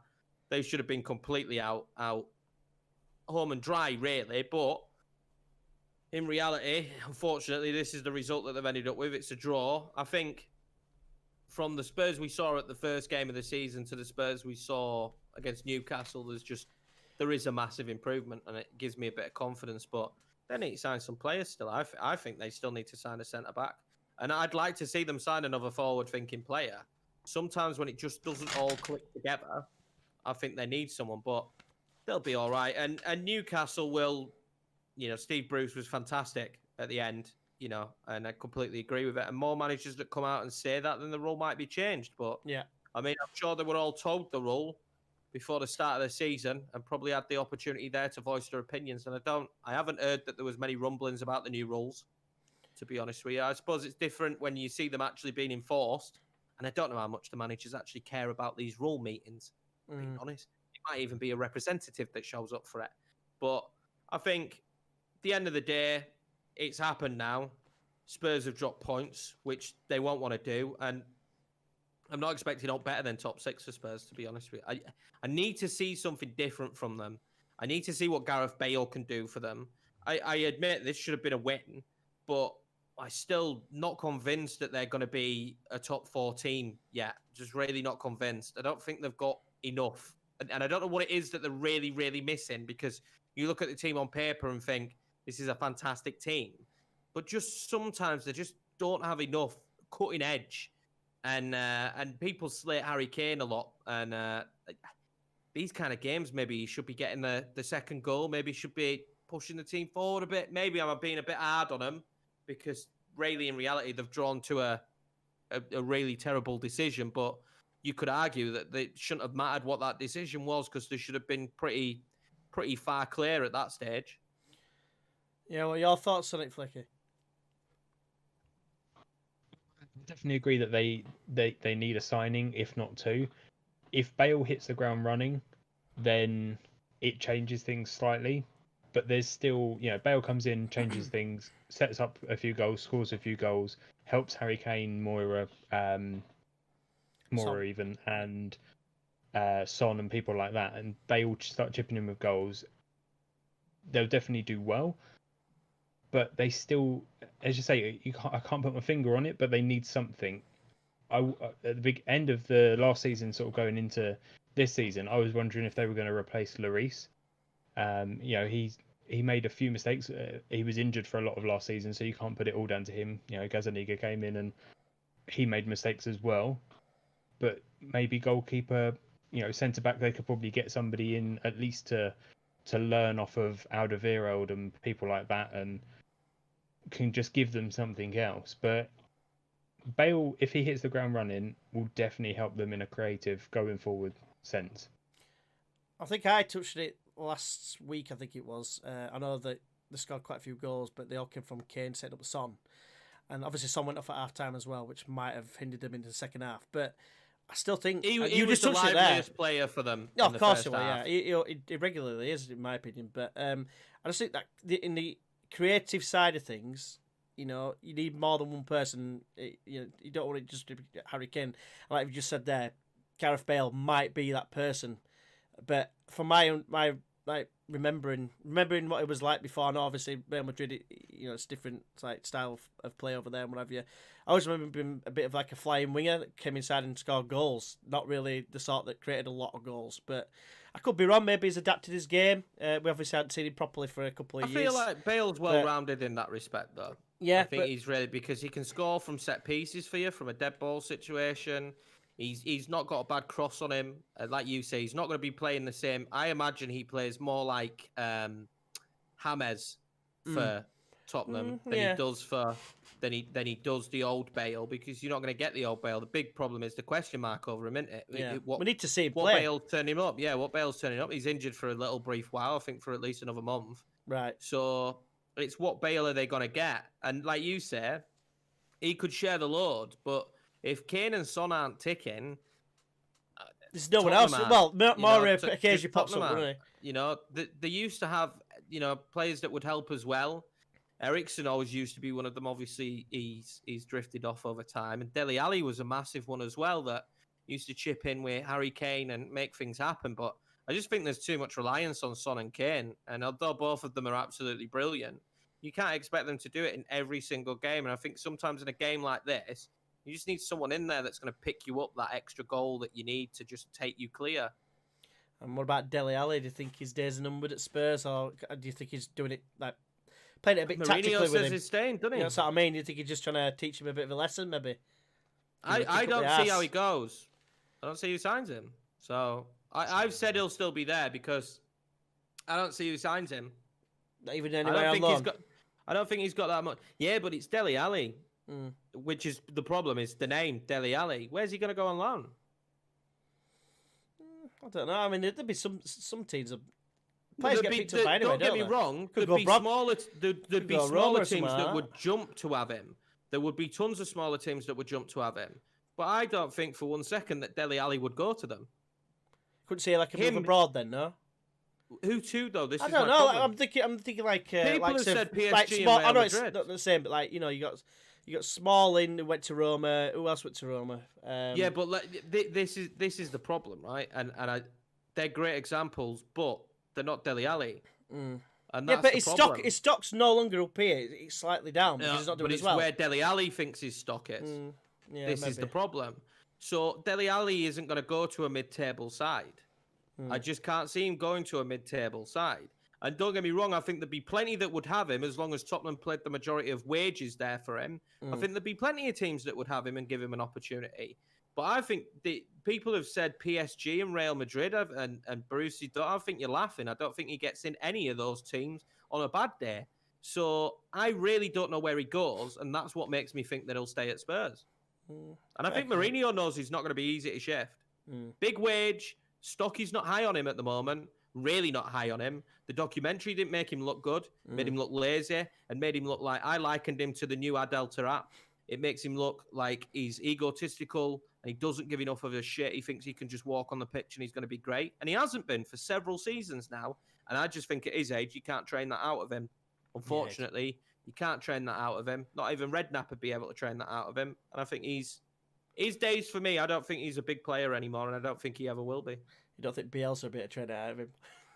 I don't think Bielsa will go anywhere near him. I know. I don't think Bielsa will go anywhere near him because he doesn't like players with terrible attitudes and who are lazy. You're right. So he'd never go anywhere near him. So, he won't touch him. On Newcastle then, because obviously we know that Spurs are probably going to be top 6-ish, thereabouts. Newcastle, have they done anything to suggest that they're going to be all right? Because I think last two performances have been pretty shocking. Yeah, they're going to be all right. They were all right last season. They'll be all right this season. They've got enough in that squad to be all right.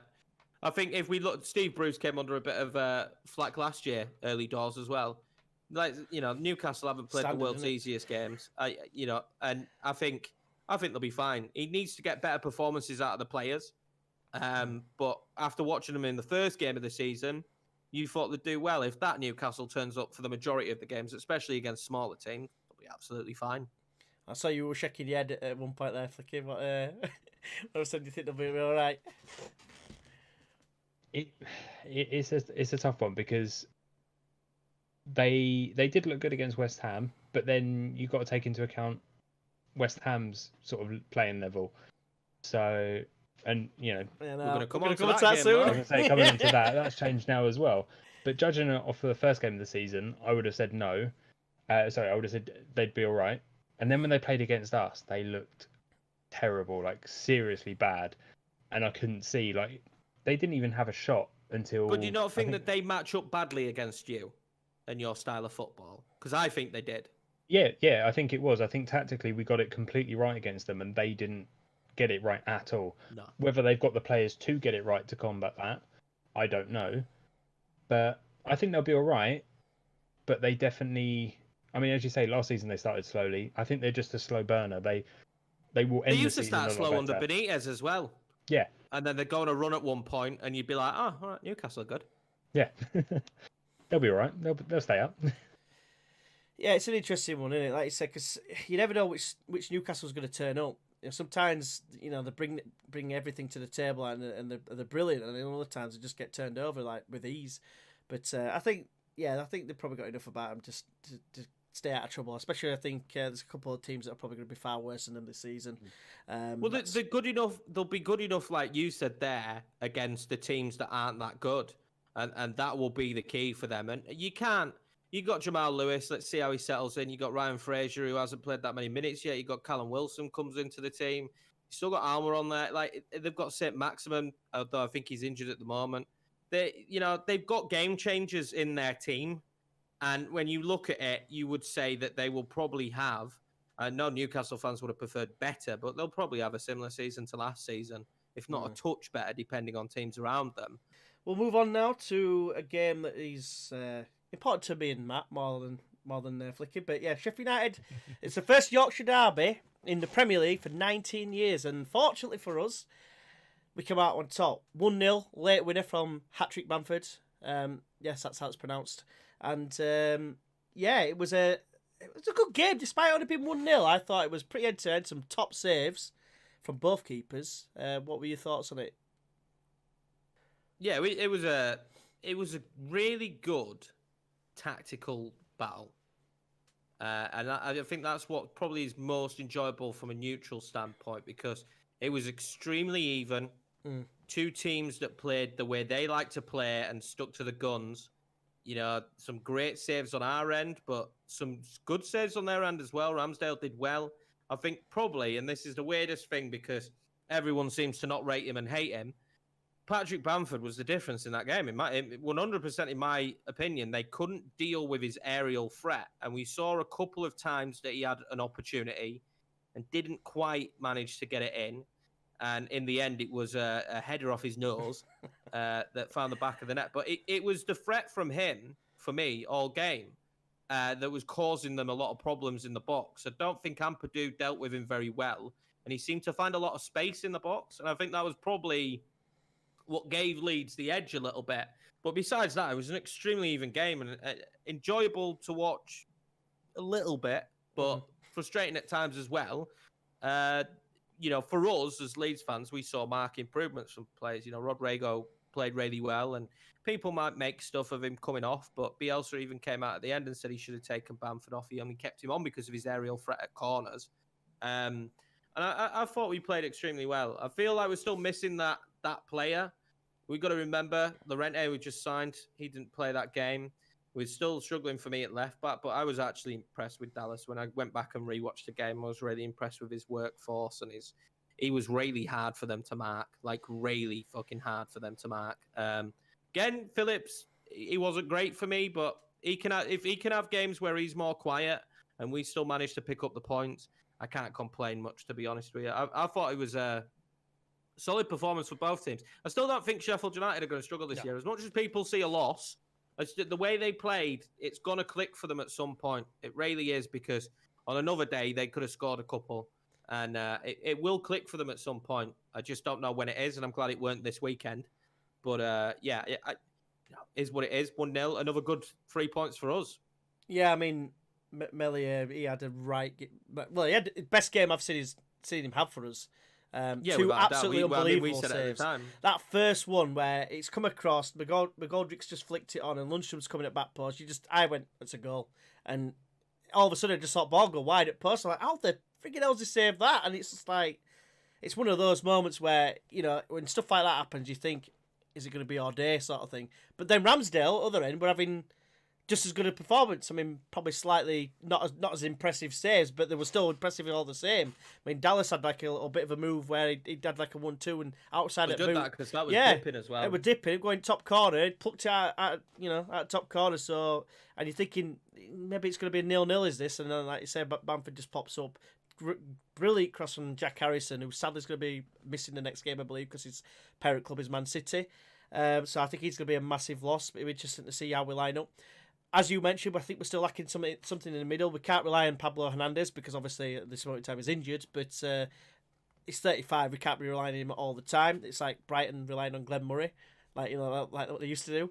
But yeah, we need that person who's going to be able to play as well as Pablo Hernandez, like rotate maybe, and then eventually obviously Pablo retire probably, and then the person could carry on. And with strong rumours with obviously with Rodrigo de Paul is still kicking about, but there's also Michael Croissants, I think it's pronounced, is it, from Bayern Munich? Definitely not that, but I'm not going to try and pronounce it.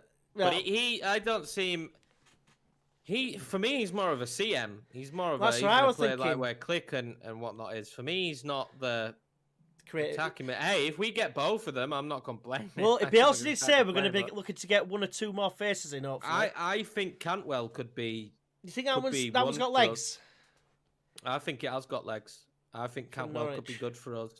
And the reason I think it's got legs is because of the price point. We're going to get Cantwell for a lot cheaper than we would get the Paul. And I think if you brought both of them in, we'd start being talked in a different mindset. I mean, we're probably not quite there yet, in my opinion, in terms of fitness. And I don't think we're quite there in terms of having that midfielder that just creates something magic. We kind of mentioned that a lot while watching the game. There's just not that. It has that ability out of nowhere to create that magic moment where you score. And although we did manage to get the goal, it never felt like it was coming. It felt like we were just lacking that little magical moment. We managed to get the goal in the end, which was great for us. But I think as we go forward, we need to find that player because Pablo isn't going to be able to play max minutes for us this season. 100% not. But in terms of, like you said, Sheffield United, can't see them struggling that much. It's unfair to judge them on the basis of the game against Villa. 10 minutes. Well, I'm trying to judge teams on performance, and I thought they played really well against Wolves, but went 2 down early and just, for me, goals is definitely going to be a problem. But if they sort out the defence, which usually they do, and can start nicking a few, at some point it's going to happen. They haven't scored in their first 3 games. At some point, they're going to start scoring. Well, it's you say about the defence. O'Connell, I think it is injured for pretty much all season. And Egan, I think, is suspended only for 1 more game, so he'll be back in. So that probably helped us because the defence wasn't the regular 3. Well, like I said, I thought Ampadu struggled with Bamford, but I mean, unless you've got a striker that is an aerial threat as much as like a Bamford is, I don't know if they'd have struggled as much. The way we probably started to play with the crosses in probably didn't favour them. But yeah, I mean, like I touched it before about Sheffield United. I think goal scoring, as you've mentioned, is still a problem. I think Alan McBurney, top scorer with 6 last season, still got basically. I know they're searching for a striker, as far as I'm aware, but that strike force just. I don't like you say, keep it tight at the back. 1-0 wins all the way, but didn't always work out. They need reinforcements, don't they? But they know they need reinforcements. Wilder's mentioned it. That in a week's time, if they've signed a striker that we deem to be a good striker, it's complete different conversation. And I think regardless of them signing, I think they've probably got enough because I just feel now that it's just not going their way. Yeah. You look at some of the chances they had against us. They will go in at some stage. So I'm still confident in the way they're playing that they'll do better. But at this stage, you never know. 3 losses isn't great and 0 goals. What have your thoughts been on it, Flicky? Or not on on Leeds and Sheffield United so far this season? What have you liked about either teams or disliked? They won't drop off to the point where, I mean, I've seen people talking about them getting relegated. They're not going to drop off that much at all. Replicating what they did last season is always going to be tough, and they will drop off a little bit from that. So they're mid-table. They'll do absolutely fine. Maybe top half of the bottom half kind of thing. But yeah, if they get a striker, that could propel them back up towards where they were looking like finishing last season, and push them on that little bit more. In terms of Leeds, with the way that you played against Liverpool in the first game, I was really impressed with how you played. Obviously, I haven't seen too much of you in the Championship. Obviously, kept an eye on because of the Ben White situation, which we're not going to go into. But they did well against Liverpool. They frightened Liverpool, and it was Liverpool's first game, and it was your first game, and I think you went at them in the exact right way and caused them problems. The one thing I will say, and I think I've mentioned it before, is I didn't think Bamford was going to be as good in front of goal as he is in the Premier League. He has surprised people. He's scored goals, and he's scored good goals. Obviously, I didn't see the goal that he scored against Sheffield United, but the way he took it against Fulham. Liverpool one. Liverpool, the dink over. Yeah, that was brilliant. Was it a dink? That was a lovely take, and then the Fulham finish as well. I think in that Fulham game, I've got a little bit of ties to Fulham because my fiance and her family are Fulham fans, so I watched it for that reason. So I did see that whole game. I felt like there were a few mistakes in that centre midfield that gave Fulham the opportunity to come onto you a little bit, and they really came back into it. They showed a bit of fight. I don't think it's going to be enough for them, but if you can iron out those little mistakes, then you'll be absolutely fine. Out of the 3 promoted teams, you are the one that's going to finish highest. Yeah, I think even though it's a biased view, I think I never had any doubts because of how we play. The way we play is we're not going to sit back and defend and then inevitably collapse and concede goals and just lose 3 and 4-0.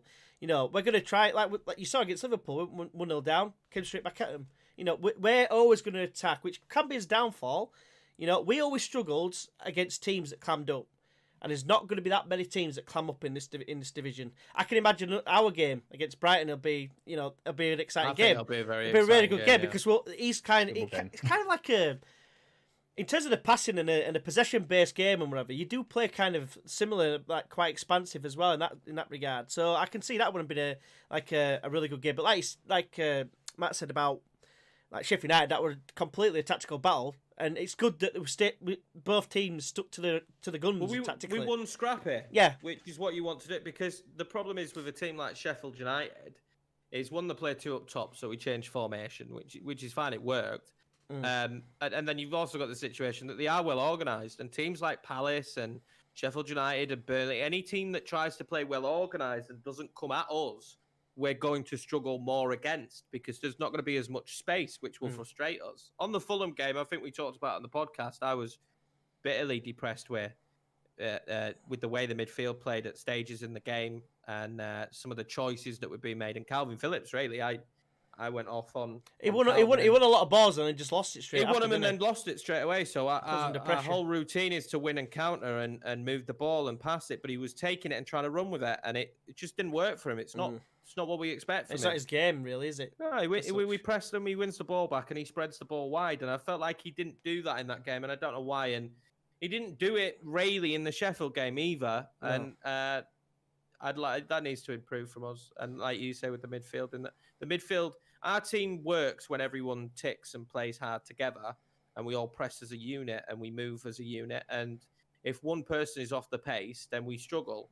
And I felt like we struggled in the Fulham game, didn't we, with Rodrigo being off the pace? But for me, our biggest key is how we switch the play, especially between flanks. And Calvin Phillips just didn't do it in the Fulham game, and I think he lacked that a little bit in the Sheffield United game. So I'm hoping we get that back from him, really, because everyone gave him the plaudits for the brilliant pass he played in the Liverpool game, and that's what we used to win the ball back. We saw that every week, didn't we? We saw that every week, pretty much. He just didn't do it. But like you said, you expected us to be the best of the promoted sides, and I think people thought Leeds fans were arrogant, but as you mentioned there, you didn't see much of us in the Championship, and a lot of fans are, of course, the same, supporting their team and didn't see much as Leeds. So I think people judged us on just being a promoted side, and when you actually watched us play in the Championship, we lit the Championship up.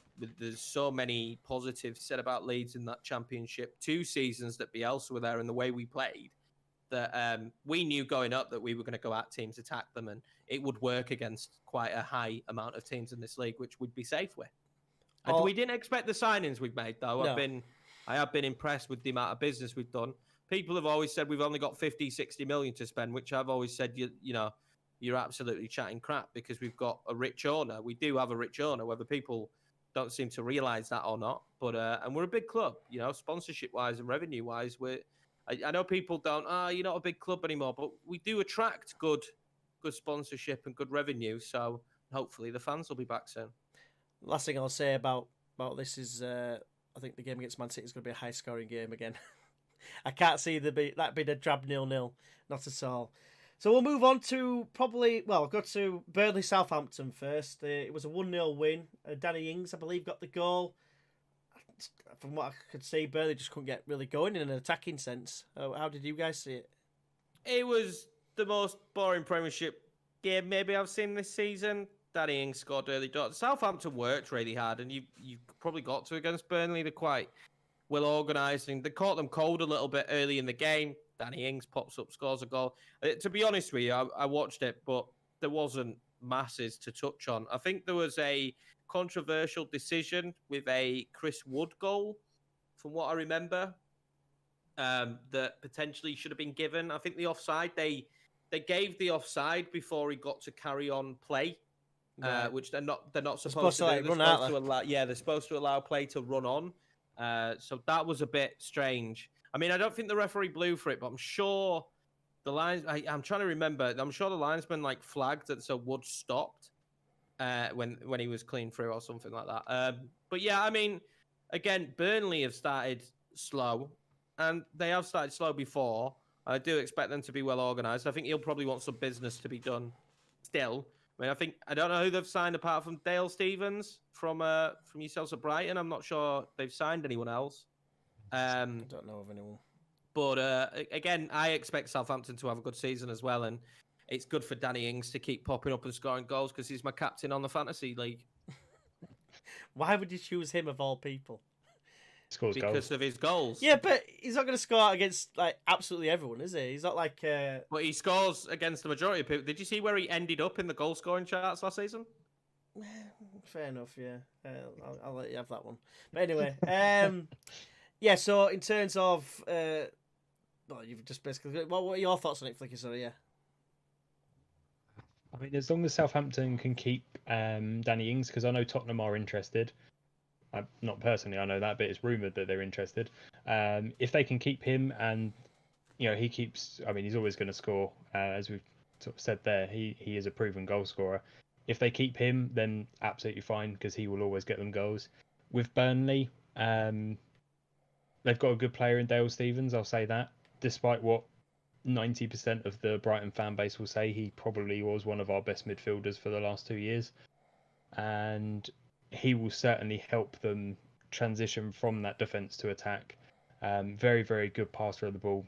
He does play it safe. He does play it back a lot, but he keeps possession, and when he wants to, he can ping a ball over to up to Chris Wood, or over the top for Rodriguez, or any of their wingers. So I think that's a good signing, but they definitely need more signings, and just to get going, that, as you say, they are a bit slow, but again, they'll be fine. Yeah, I think once they start, like you say, once they start getting going, they get a few results, a bit of confidence. They've definitely, I would say, got enough there. Yeah, I definitely agree with that. So we'll move on to the next game, which was a bit of a shock, really. It was West Ham against Wolves. West Ham somehow plucked out of nowhere 4-0 win against Wolves. Who saw that again? Who saw that coming? I didn't. It's got to be the we say the biggest surprise because you got a Man City and whatnot. I was watching the game and just absolutely shocked and astonished at what was going on. And we had mentioned though that the West Ham that turned up against Arsenal looked very good, and it was interesting to see the way the team played and lined up again, which I felt was very strong. And they've always been a team on paper that you look at and you think there's no way that they should get relegated. And although we've pictured them being relegated and that they're not going to have a good season, on paper that team shouldn't be a team that has a bad season. And I was really impressed. I thought Wolves had a bad day at the office, to be fair. They didn't look very good compared to normal. I think what was really strange was Wolves looked really sluggish going forward. And I think as soon as West Ham got the first and then the second, it was kind of game over at that stage. Wolves just never seemed to get going forward, which I'm sure people will then say, well, they shouldn't have got rid of Diego Jota and blah, blah, blah. But I just think it was a bad day at the office for Wolves. I'm not expecting these kind of performances for the rest of the season from them. And West Ham took full advantage, and fair play to them.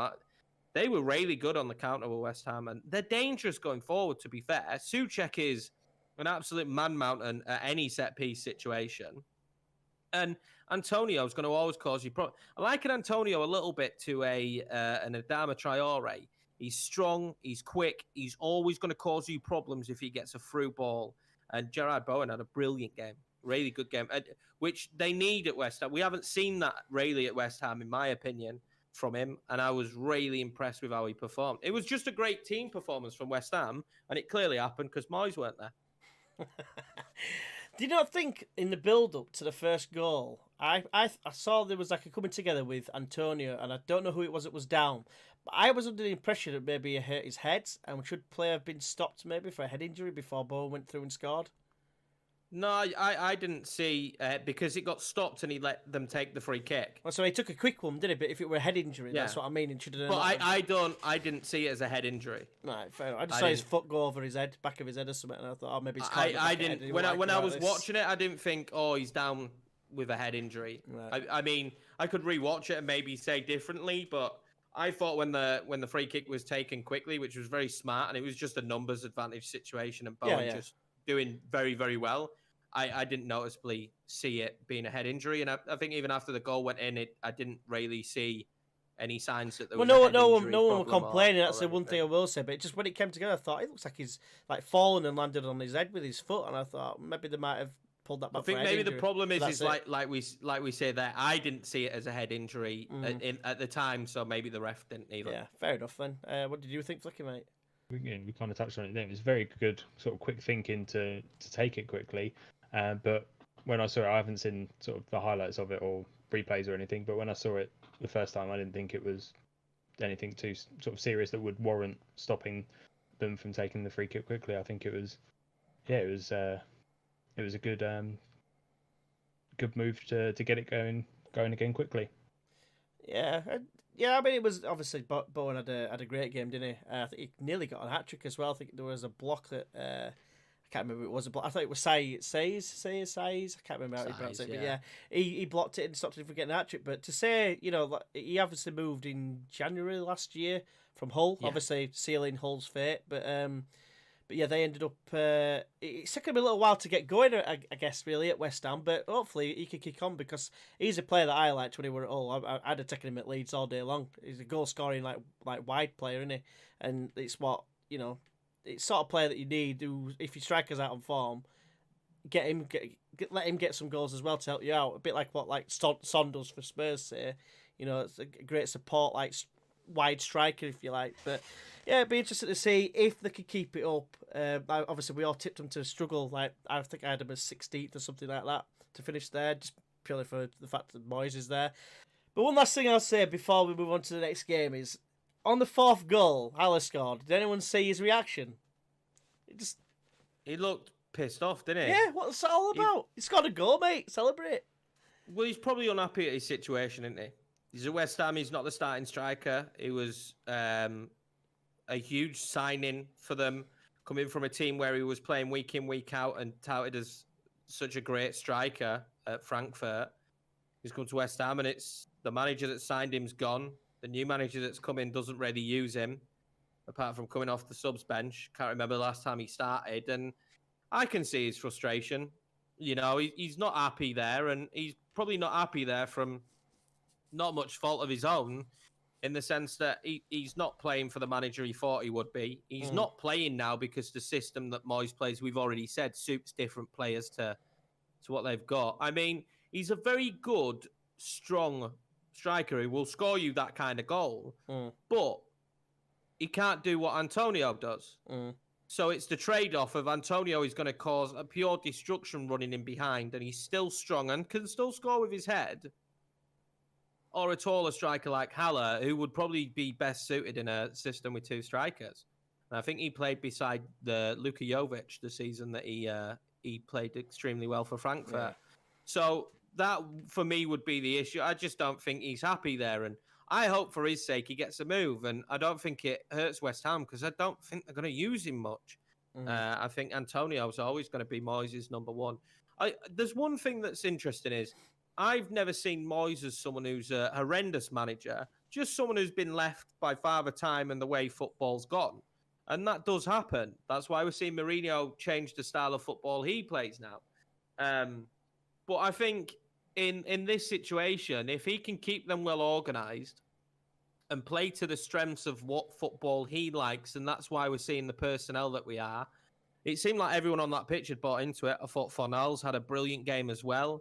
Bowen played fantastic, and if all those players that he's got playing for him in that first team buy into what Moyes wants to do, there is no reason, no one's ever doubted how good the squad is.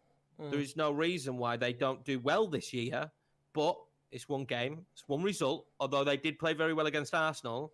Can they keep this up? What's impressive is that they had a terrible game against Newcastle and then lost against Arsenal and came back and gave this kind of performance. Yeah, correct. Right, so moving on to the games from tonight. We'll start off with the first one, which was Fulham against Villa. Was it finished 3-0? Yeah. Yeah, 3-0 win for Villa in the end. Fulham, very poor, especially first half. From what I saw, I missed the first 20 minutes, and sadly I missed the first 2 goals.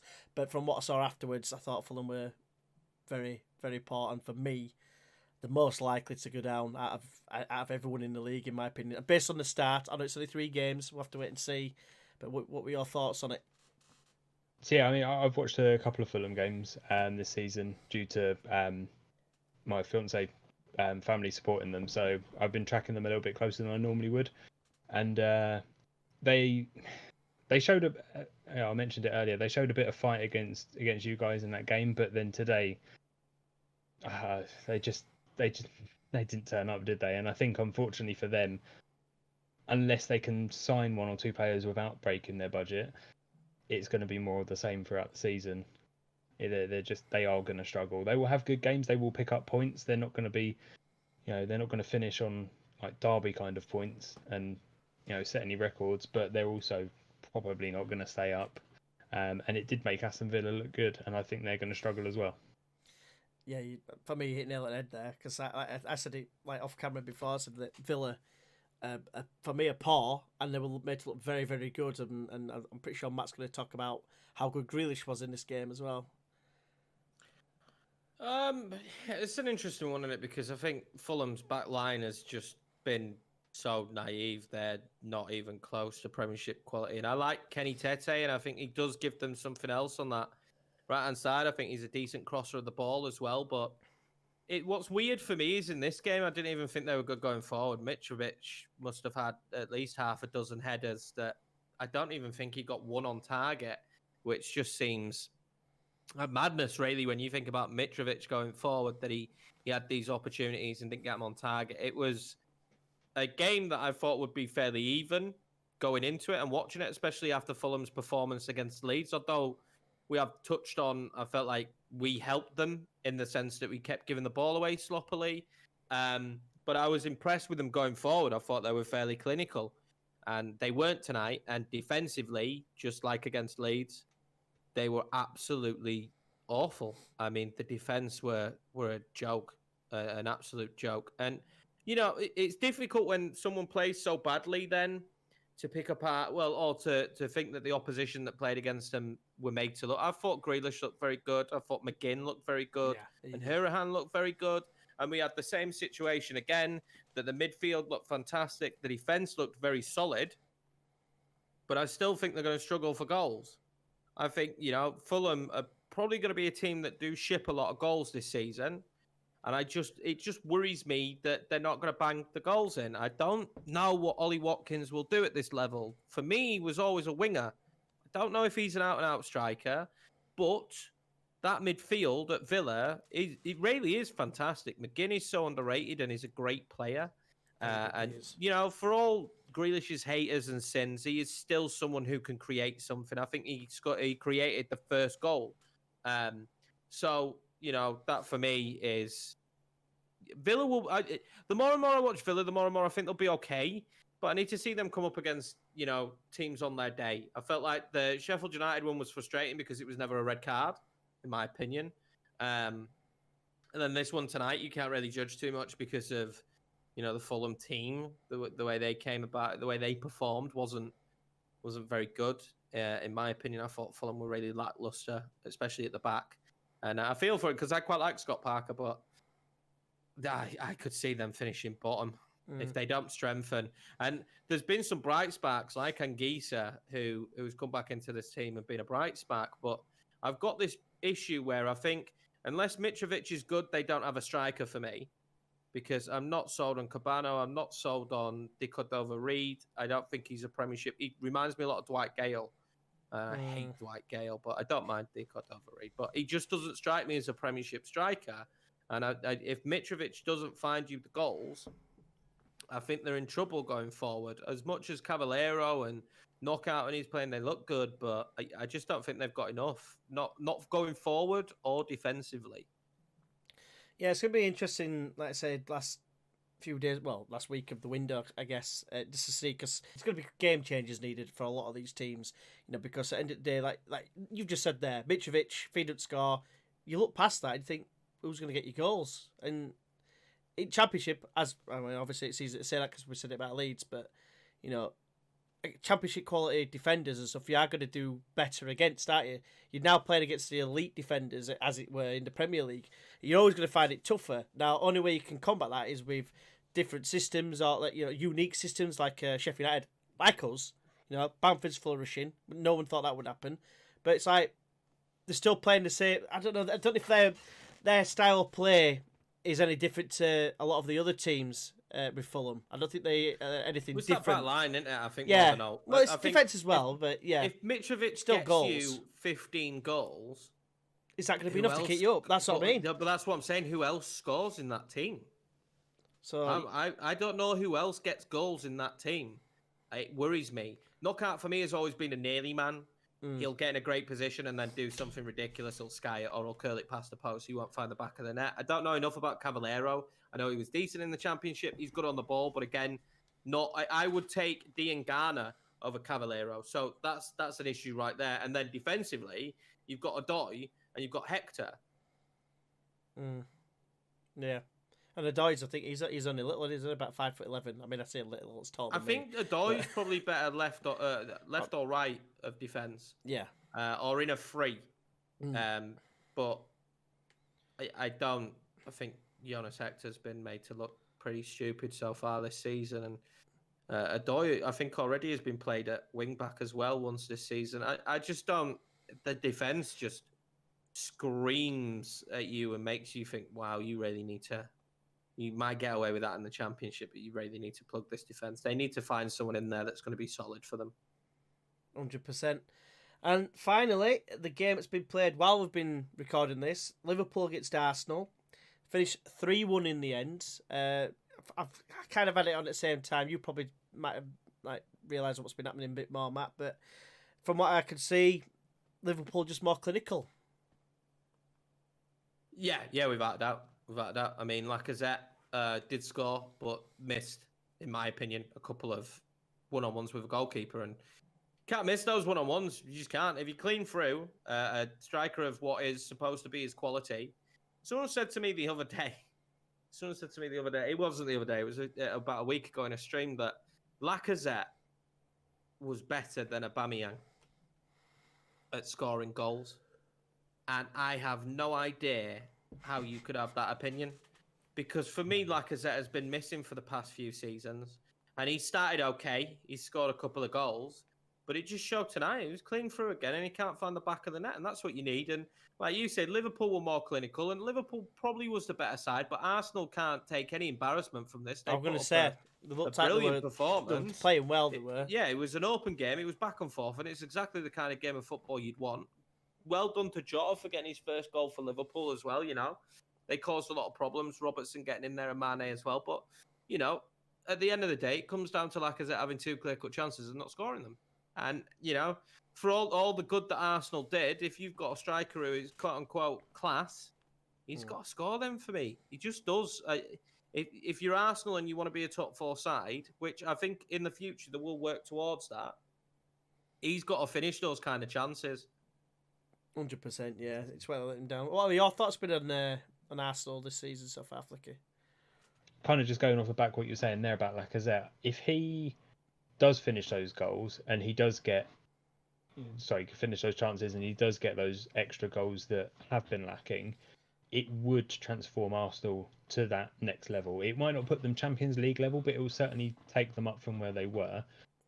But Aubameyang is their main source of goals, and the fact that he's now signed a new contract is good for Arsenal, but he will always be the main guy. Lacazette won't ever be on his level. He might create 5 or 6 goals for Aubameyang, but he won't ever be the one that's on the sort of receiving end. He will always be the provider out of the two. But he will chip in with goals. He will always score goals, but just not as many as he should. Where do you see Arsenal finishing? Realistically, as a push on from this season, my sort of prediction was 7th, maybe 6th, sort of pushing into that Europa League. It did depend on, this was sort of prediction at the beginning of the season, it did depend on whether Aubameyang was staying or not. Now he is staying, I'd probably say 6th. If Lacazette can score more goals, I think they could push 5th, maybe, at a push. But as we kind of mentioned, there's so many teams in and around those spots that could get 5th, 6th, 7th, even pushing into 4th, but they've really got to be on their game a lot more than they were. And, I'm going to do this against my own club, but against teams like Brighton, they should be beating them. They shouldn't be losing 6 points to Brighton. As much as I love that, they shouldn't be, and that should be their mentality this season. Although I do think we'll beat them this season. Confident. It's a bold statement. Let's come back to it. So, yeah, but like you say, I think Liverpool we've already touched on them. I think I still think They're they're going going to to win finish the top. league. Yeah, they're going to piss it. Well, they're not going to piss it. You'd like to get me closer, but based on what's happened with Man City losing to Leicester and inevitably going to lose to Leeds, then there's going to be a 6-point gap there, isn't there? So you know what I mean. So it's already over. So yeah, Liverpool going to piss the league. So no concerns for them. Arsenal, like you say, I think it's going to be between, I think, 5th and 8th for me, something like that. Probably higher up on Quite those. surprised at your two's prediction. What, of Liverpool? I think if Arsenal get it right, they can finish 4th. They can do, but I think my if personal opinion Aubameyang is brings the goals he did last year, Eddie and Nketiah can play a bigger part this season. They got Ceballos back. They've got a better defense this year, and I think under Arteta they can definitely finish 4th. And I think last season, if Arteta had been there early doors from the start of the season, they probably would have had potential to finish 4th. I'm not saying they will finish 4th. I still think, like what Flicky says, there's a lot of teams that are in and around it. I'm just saying under Arteta, I believe that they're in that range between like 4th and 7th. That if they do achieve and do perform like they can perform under Arteta and the way he's got them playing, Willian was a great signing as well, let's remember. And imagine if they bring in Thomas Partey as well. I can see them getting 4th. I'm not saying they will do, but I can see if they play well that they can easily be a team that pick up that 4th position. Once again, it's a case of see what the window brings. Coming up, then we can probably make a better judgment. Well, I don't think we can. I don't think we can make a good. Maybe not top 2, but top 2 you can kind of predict, but the rest of that table you are just blowing yourself wide open for mistakes because I've got no idea, and I love it, but I have no idea what the hell is going to happen. This week were crazy, wasn't it? A lot of people lost a lot of accumulator bets. I can guarantee that.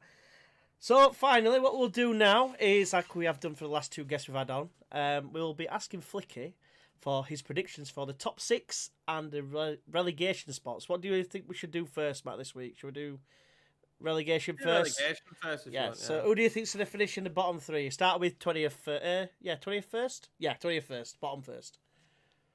So, bottom of the league would, and never show this to my partner, Fulham. I just don't think. They're just not going to have enough to finish any higher than bottom. And it's probably fair reasons, to be fair. Yeah. And then 19th, I'm going with predictions that I made kind of at the beginning of the season, so results that have happened or performances haven't really affected it. I did think West Brom would finish 19th. They've still got the potential to finish 19th. But on performances, their last game specifically, they've got a fighting chance of staying up. Again, they'll still be down there, but no, I think they're going to finish 19th. Yeah, I can. Yeah, I think we've both as guests so far have had both of those two to be in the bottom 2. Most people do, yeah. So it's a case of I think they had the same 18th. So go ahead. Who was your 18th spot? So 18th before the season was between 3 teams. Crystal Palace, because I wasn't sure how they were going to sort of go about their season, although they have started very well. And to be honest, I'd rather they stay up. I like the rivalry. I'd much rather have that rivalry every season than, although it would be funny being a division above them, I like those games. So even when they were looking like going out of business years ago, I didn't want them to, because that's our rival gone. And then we've got to stick to Southampton being a rival. And, as much as it is a rivalry, I prefer the Palace rivalry. But they were definitely down there. The other 2 teams it was between were West Ham and Villa. And I think in the end I went with West Ham going down and Villa finishing just outside the relegation zone. Whether that's going to happen after, bad day at the office for Wolves, but West Ham did beat them quite comfortably. If they can, we've mentioned it, if they can keep that going, then they won't be a relegation team, and it will probably look to people like Aston Villa.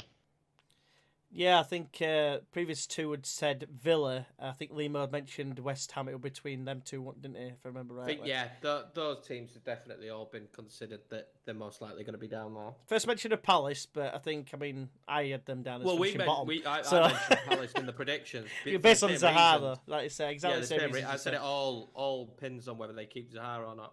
So that's fair enough. So, and I guess now moving on to your top six. So, should we say start at the top? Just go first. Yeah, just go first. Start at the top.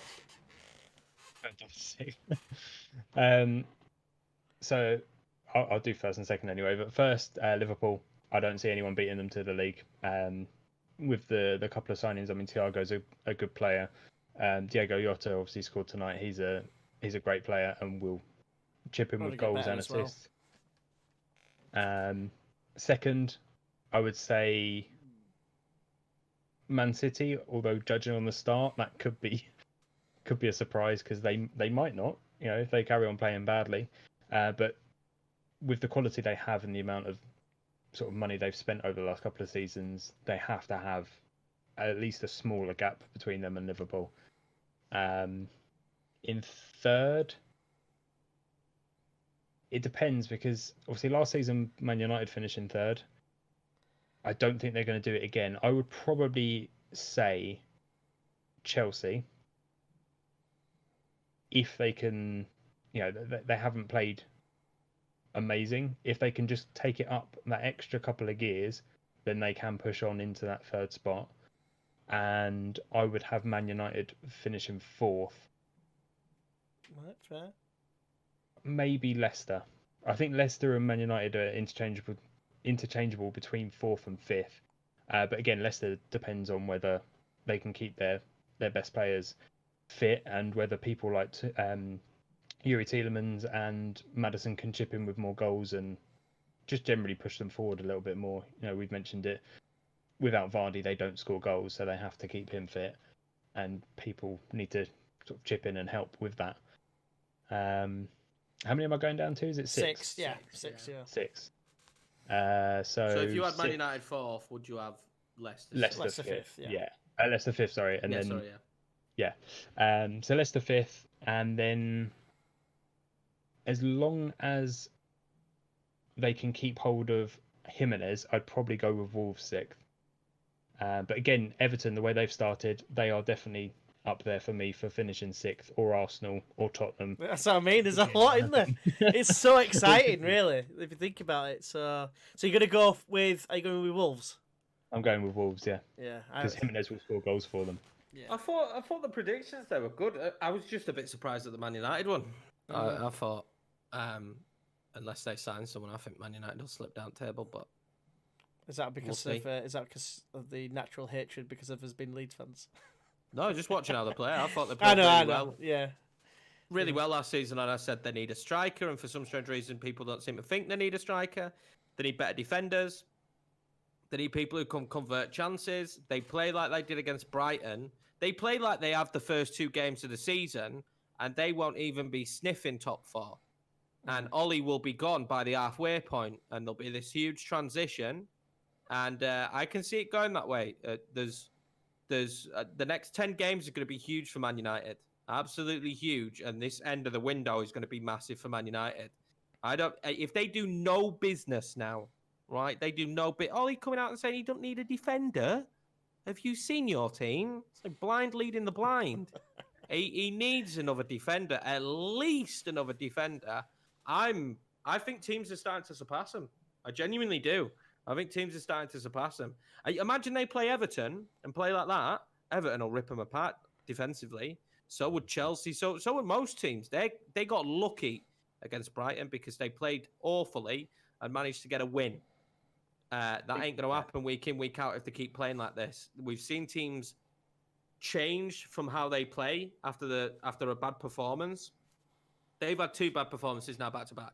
It doesn't matter if you got the 3 points. They played dreadfully. So it'll be interesting to see. I think they can fall. And like Flicky says, I want Man United to always be in that league because I want to play against Man United every season. And I think they should be a team that we shouldn't even be having a conversation about not being in the top four.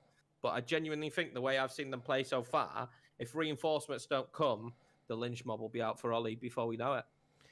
I think it's definitely on the cards. Like you said, the performances haven't been great at the start of the season. So, would you say arguably first manager to be sacked season prediction? It's difficult, isn't it, at this stage, because we don't know how much Fulham are going to stick with Scott Parker. They've not really spent any money, so the situation could be similar to to Norwich, where they just back him and they took this season as a season to extend the stadium, make improvements, take the cash, and keep moving forward.